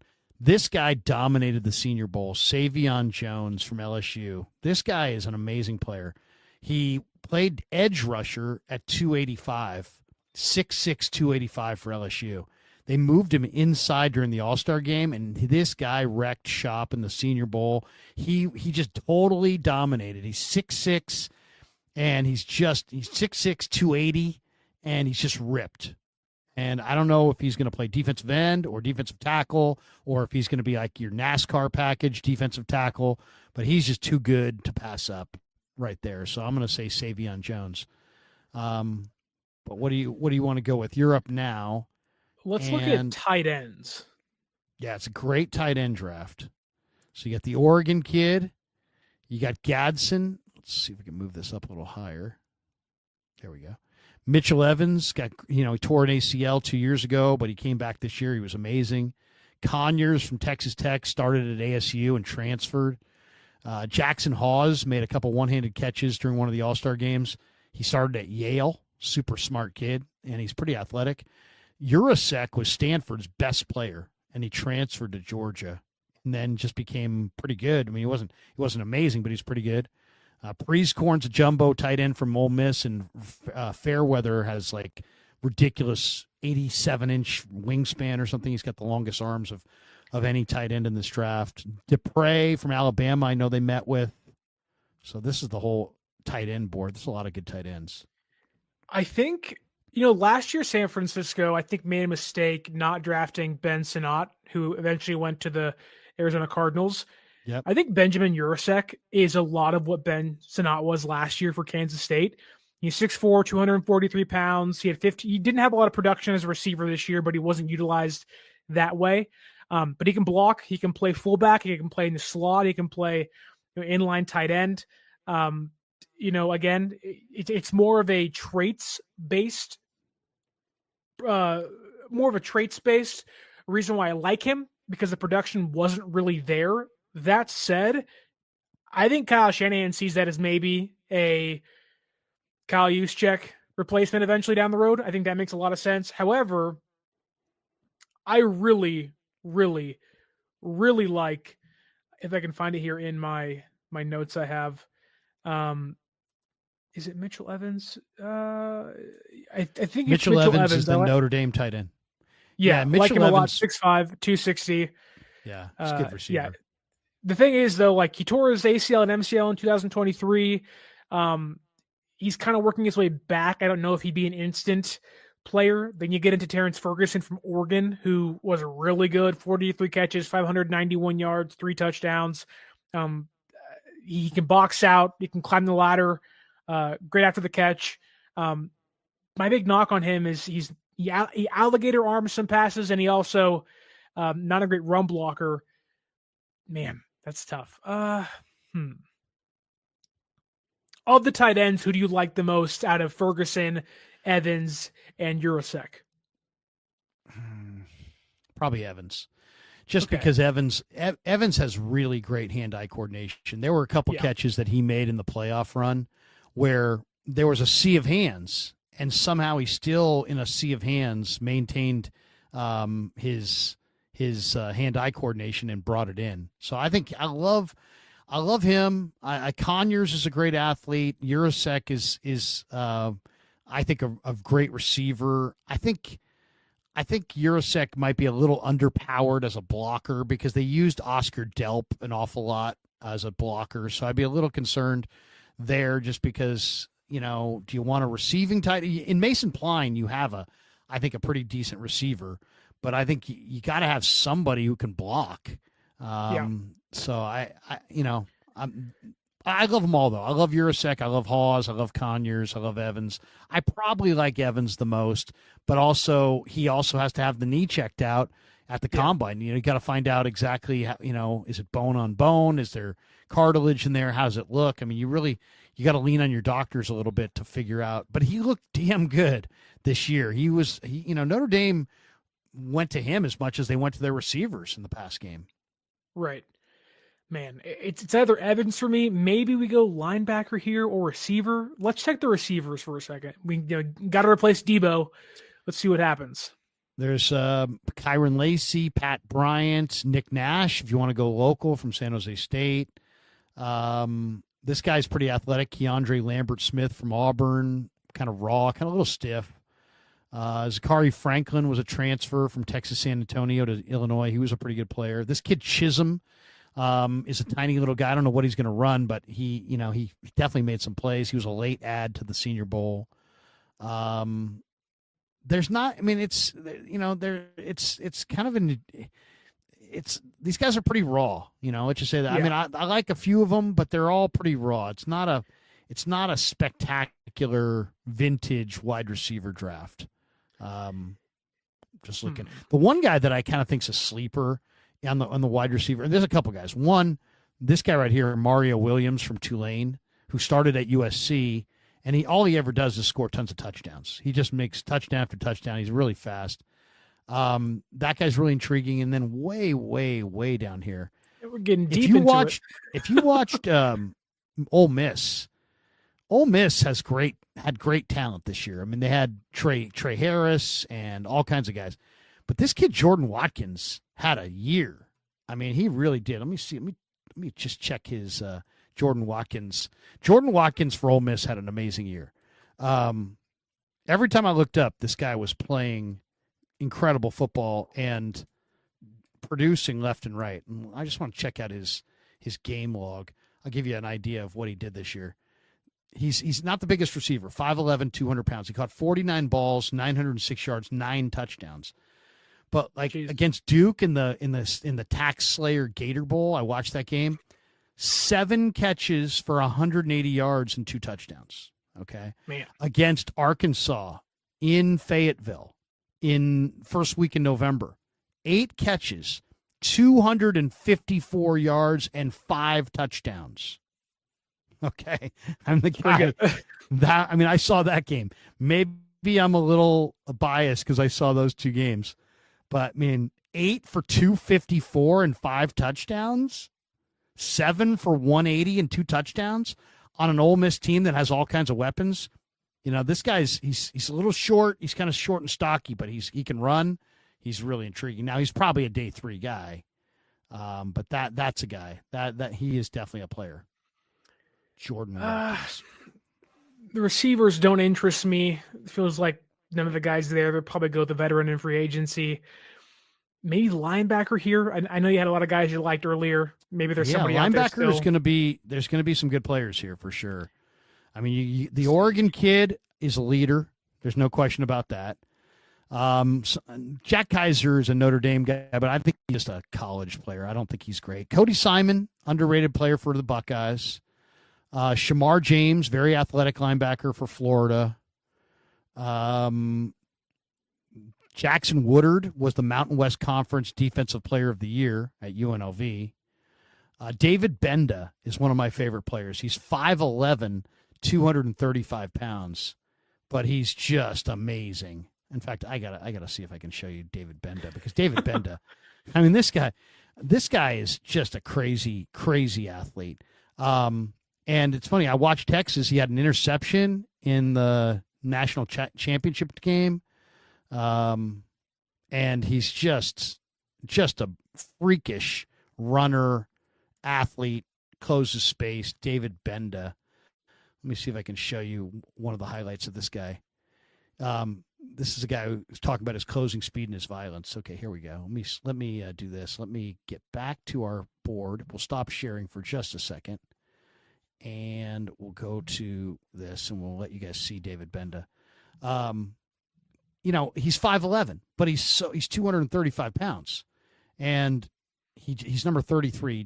He runs like the wind. Here he is, right here, circled, and he's just so super fast. I don't know if you can tell, but he's going to close this guy down. He just dragged that guy down. David Benda, inside linebacker, another guy, smart guy, academic All-American. He can sideline to sideline runner, and like watch him close his space. Maybe that wasn't the play I was thinking of, but here he is right here in the box. This is against Bama, and he just shoots the gap, and he gets up, and he still gets the quarterback. It's pretty good. Yeah, and you can tell. I don't know if you can tell. You can see what an athlete this guy is. I mean, this guy's a freak, a total freak. And it's like, you know what? I kind of think one of the most overrated things in all of football evaluation is height, because the athletes that play this game now are so athletic. The players that play the game, it's such an athletic game that it doesn't matter anymore if you're like in the old days. Oh, you want this guy to be 6'2", okay? But guess what? I'd rather have a guy who's 5'11", but he's a freaky athlete, than a guy who's 6'2", but he's just an okay athlete. Right. And that's, that's what this guy is. He's just a freak. So there you go. That's David Benda. But that, he's just one of many. I mean, Chandler Martin is really, really good. If you go further down this list, Eugene Asante had a tremendous Senior Bowl. He's a super hyperactive tackle machine. This guy Dolak for Buffalo probably set the NC2A record for tackles. He had tons of tackles. Deebo Williams from South Carolina is just an absolute crushing hitter. This is a guy who just looks to kill, seek and destroy. Jalen Sneed from Notre Dame's a pretty good player. So there's a bunch of good linebackers for sure. And they're all pretty much still here as we're at pick 139. If a lot of them are there, then I think that we can find one later in the draft if we inevitably do that. I think San Francisco needs that backup tight end. I'm okay risking it with Mitchell Evans. I think if the knee's okay, then great, because if he is and he's okay, then you have a really good run blocker. Last year per PFF, a 60.7 run blocking grade. The guy that can play over the middle, he has size. He can be a red zone guy. He's not the best athlete and isn't the best separator, but he's super dense, and he plays like it. So I think if it was me, I would go Mitchell Evans from Notre Dame at tight end. All right, we went Mitchell Evans. Now we're at 189. Let's go to all, see what's the best available. Now I don't know. Malachi Moore might be hard to pass here because he's a safety. The Niners also need a kicker. Are they going to go with Borregales? They met with Borregales. I can't draft a kicker again. I just can't. I don't care. I'd rather sign a kicker on the way to the stadium in week 1 than draft a kicker. Do you want to put okay. the draft board on the screen Oh, so they can see it? Yeah, sorry about that. I'm looking at the board. I'm not looking at the screen. There we go. Hold Larry's on. focused in. He's zoned in. Here we go. Here's the draft board so you guys can see it. So Malachi Moore is the highest rated guy. It's tough. I'm going to go scroll down the board here and see if anybody really jumps out. There always will be somebody. Cody Simon I like a lot. Jalen Conyers would be another tight end. I really like him. Taj Brooks is a bowling ball running back, but he's really good. This Bama D lineman's pretty good too. Tim Smith. He just keeps getting bigger. Wow. Mac McWilliams I like as the tight end. I think I'm going my Sac State. Wait a second, actually. Let me see, because there's one inside player that I really love that I got to have in this draft. And there's really a couple of them. But I love Marcus Ware from Montana State, the center guard. But I also love the North Carolina kid if he's here. I don't think he is. I guess he's already been drafted. The 5'10", 270-pound North Carolina center. I don't know if you saw him. But, okay, let's see. I'll go linebacker here. I talked up Benda so much, I might as well go Benda. And there he is. Okay, so I'll go David Benda. So now you got the inside backer. So now you're at 228. We got 3 more picks left. You have 2 of them, 228 and 255. And all right. Let's see. You can, at this point, best available. The deepest things in the draft are D tackle, running back. I would say are the deepest positions in the draft. So there's going to be some amazing running backs. There's going to be some amazing defensive tackles. I am all for drafting. I think is it Khalil Mullings from Michigan, 6'2", 230 pounds. Yeah. 948 yards this past year. 657 were after contact, which is just insane. 37 forced missed tackles, 12 rushing touchdowns, 16 explosive plays. Linebacker convert to running back. I think when you talk about getting in, 6'7", the round 6'7", like this is a guy who doesn't fumble. He's only running back for the last 2 years. Only play running back the last 2 years. He's growing into the position still after converting from linebacker. Kyle Shanahan likes those fullbacks, running backs that see the game like quarterbacks do. And I think Mullings really does that out of the backfield. And I think that is Jordan Mason going to come back? It depends on the tender they give him. Elijah Mitchell's probably gone. You like Grendo, but he can't stay healthy. McCaffrey had the PCL and the calf and Achilles stuff. I think Mullings would be a tough SOB to get in. I don't know, what is this, round 6 or 7 right now? Yeah. I think you really have to make this pick. There we go. A+, by the way. Gave you an A+ on that one. There you go. That's a good one. Let's see. Running back is super loaded, but you just drafted one. Yeah. Montrell Johnson from Florida is amazing. Mario Anderson's really good. Okay. Interior, I might go. I'm going to check that D-line again. Let's move this down a little bit so we can see more of these. This Jamare Caldwell. God, he's 340 pounds and he's really fast. He's good. He's good. He had a good week. I'm going to go defensive line again.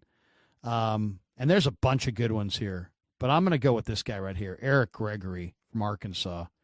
He's just a horse, and he moves exceptionally well. Arkansas is a really underrated program. In a normal draft, this guy's in the 4th or 5th round. In this draft, he's going to be there at the end. And he if you watch his film, you're going to love him. I mean, he's good against the run, good against the pass. And you're up with pick number 255, the last pick in the mock here. Let's take a look. Who's the best player available? What do we got? We got a tight end. What do you know about Craig Woodson, safety? Nothing really. I don't know much about. Well, I saw him in the All-Star game, and he dropped an interception. Okay. He looked like a decent mover, but he didn't look like a special pro athlete. He looked like a college athlete. Okay. He didn't stand out. Is this where we go with the Jake Moody replacement, the very last pick of the draft? Let's see. There's Ryan Fitzgerald. Oh, the Michigan kicker, I'll say this. The Michigan kicker is a damn good kicker. This Dominic Zavada. We've heard that before.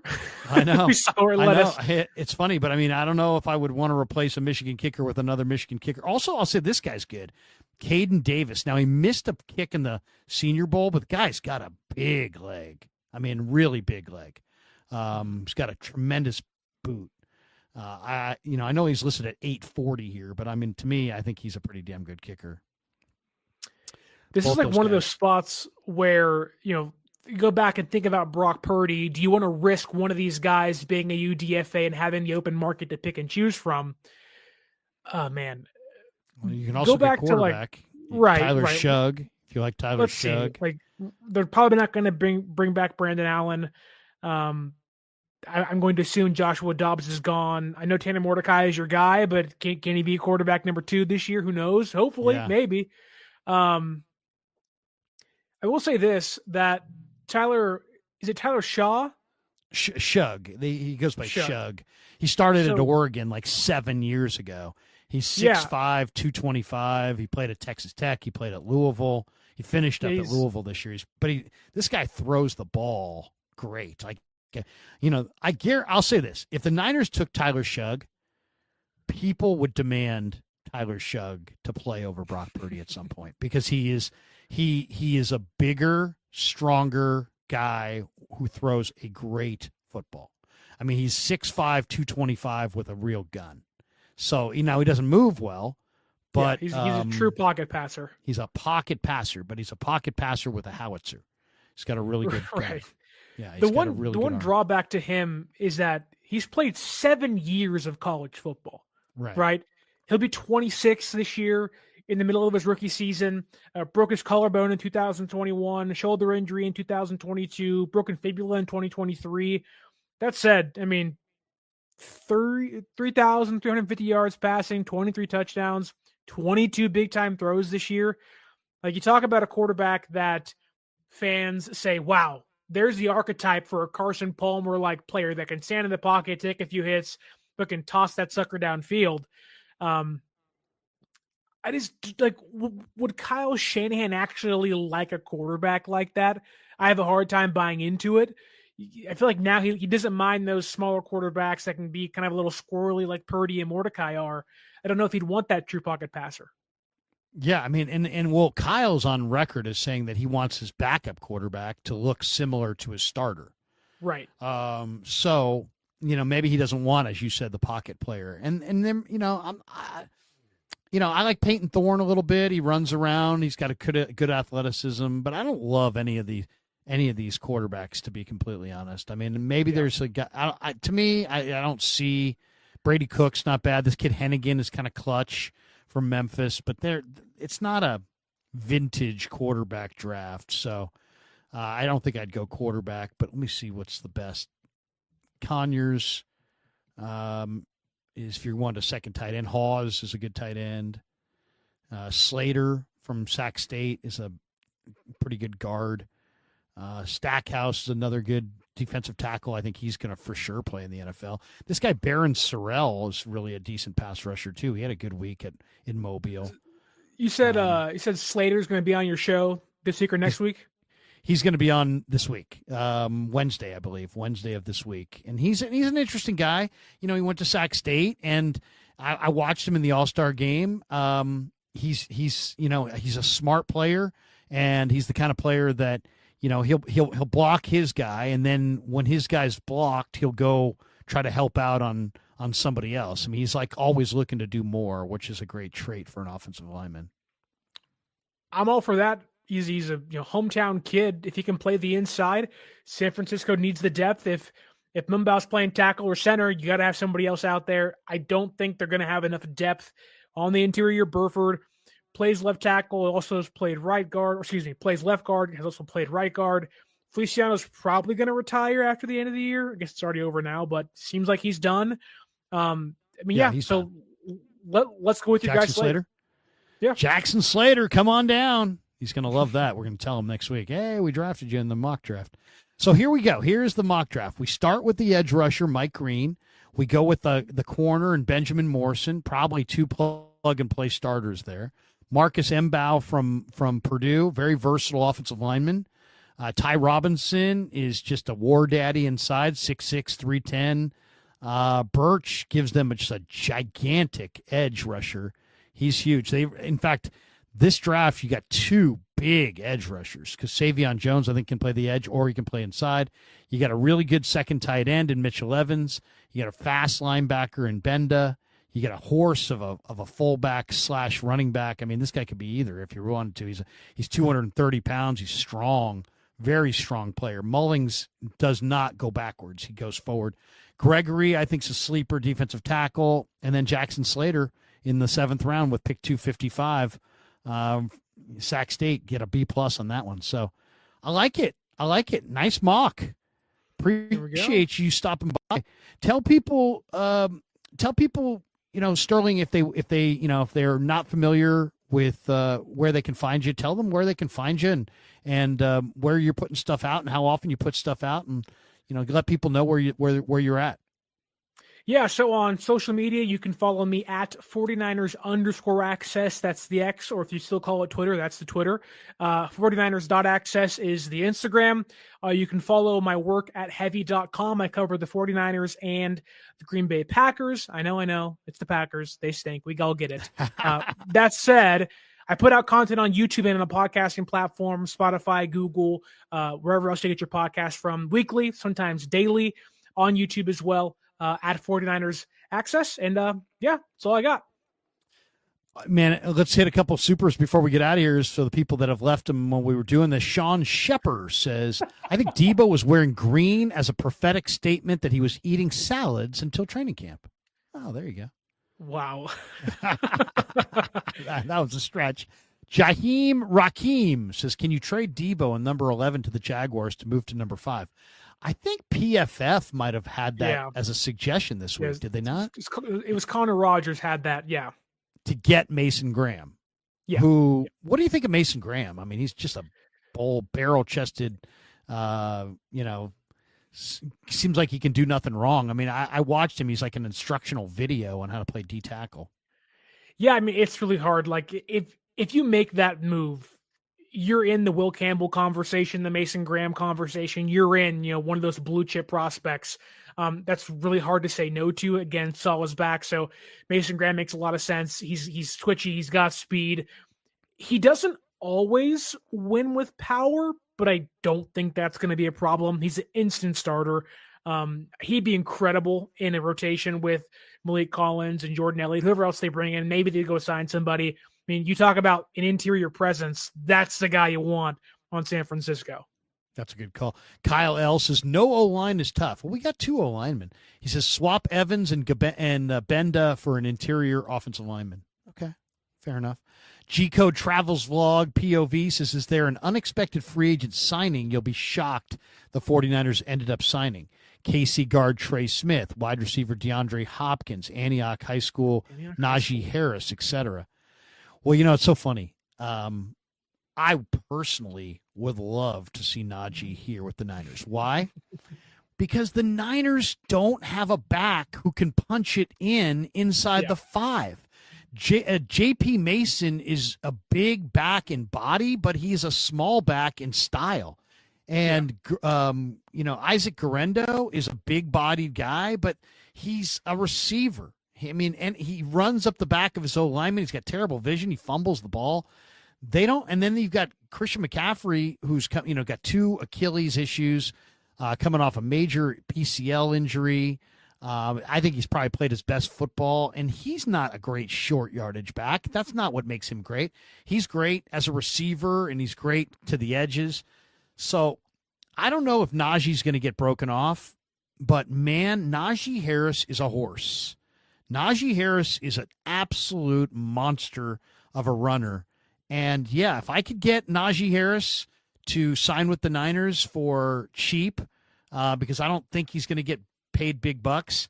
We'll see. I mean, there's a lot of talk that Dallas wants him. There's talk that a number of teams want him. But I love Najee's power, and I don't think there's that many guys who run with that kind of power.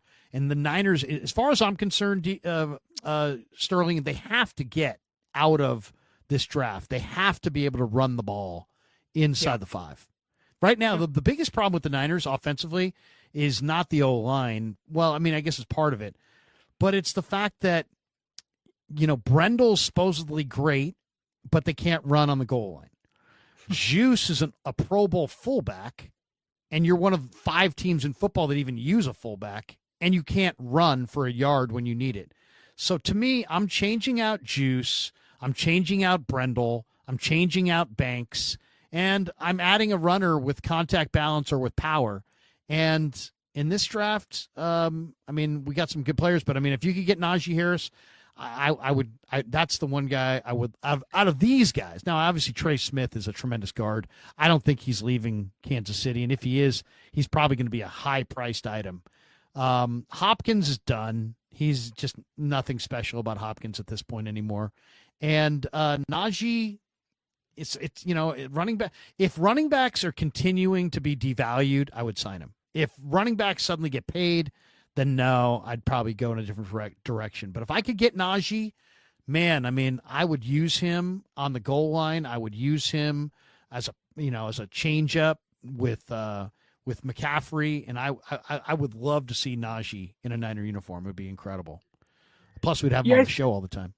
That'd be great. I've had him on a bunch on the radio, and his agent Doug Hendrickson's a friend of mine, and Najee's just all class, man. On draft day when he came out, he got invited to New York, and he's like, "No, I'm not going to New York. I'm gonna have a party that I'm gonna pay for at the Richmond Boys and Girls Club because I was homeless as a kid, and the Richmond Boys and Girls Club saved my life, and so I'm gonna give back, and I'm gonna have a big draft party at the Richmond Boys and Girls Club." That's what Najee's about. So. If I can get Najee, I'd want Najee. It'd be really fun. He'd definitely be that 1-2 punch that San Francisco, I won't say desperately needs, but you certainly want to have. You have your Lightning, you have your Thunder with CMC, and then, obviously Najee Harris in this circumstance.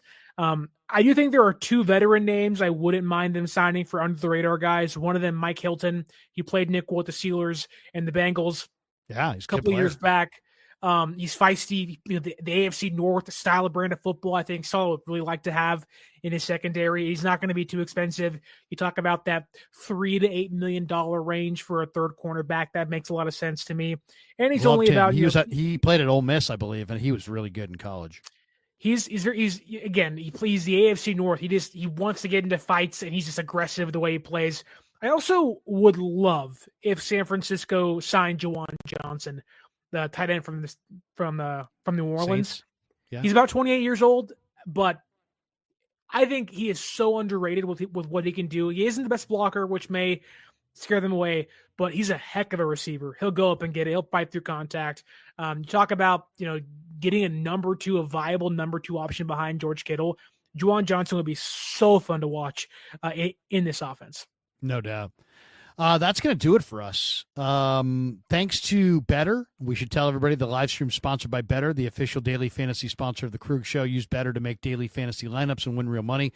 Download the app below. Make sure you use the promo code Niners to get that first deposit matched up to $200. Thanks to Pig and a Pickle. Pig and a Pickle, the best barbecue in all of Northern California. And thanks to Sharp Corners, sports cards and collectibles. My good friend Anthony Catania down there in Pacific Grove. Give him a call at 831-521-5264. And Sterling, awesome stuff, man. We should do this on the regular. I really enjoy your breakdown. Enjoy your Niner dialogue. I'll give you the final word. We're 2 hours and 11 minutes into this live stream. We've got almost 2,500 people watching this thing as it's 10:20 at night. You got a final thought before we head out of here? Yeah. Deebo Samuel. See you later. Deebo, it was nice knowing you, but it's over. It's over. Anyway, for Sterling, I'm Larry. Have a great night, everybody. Peace.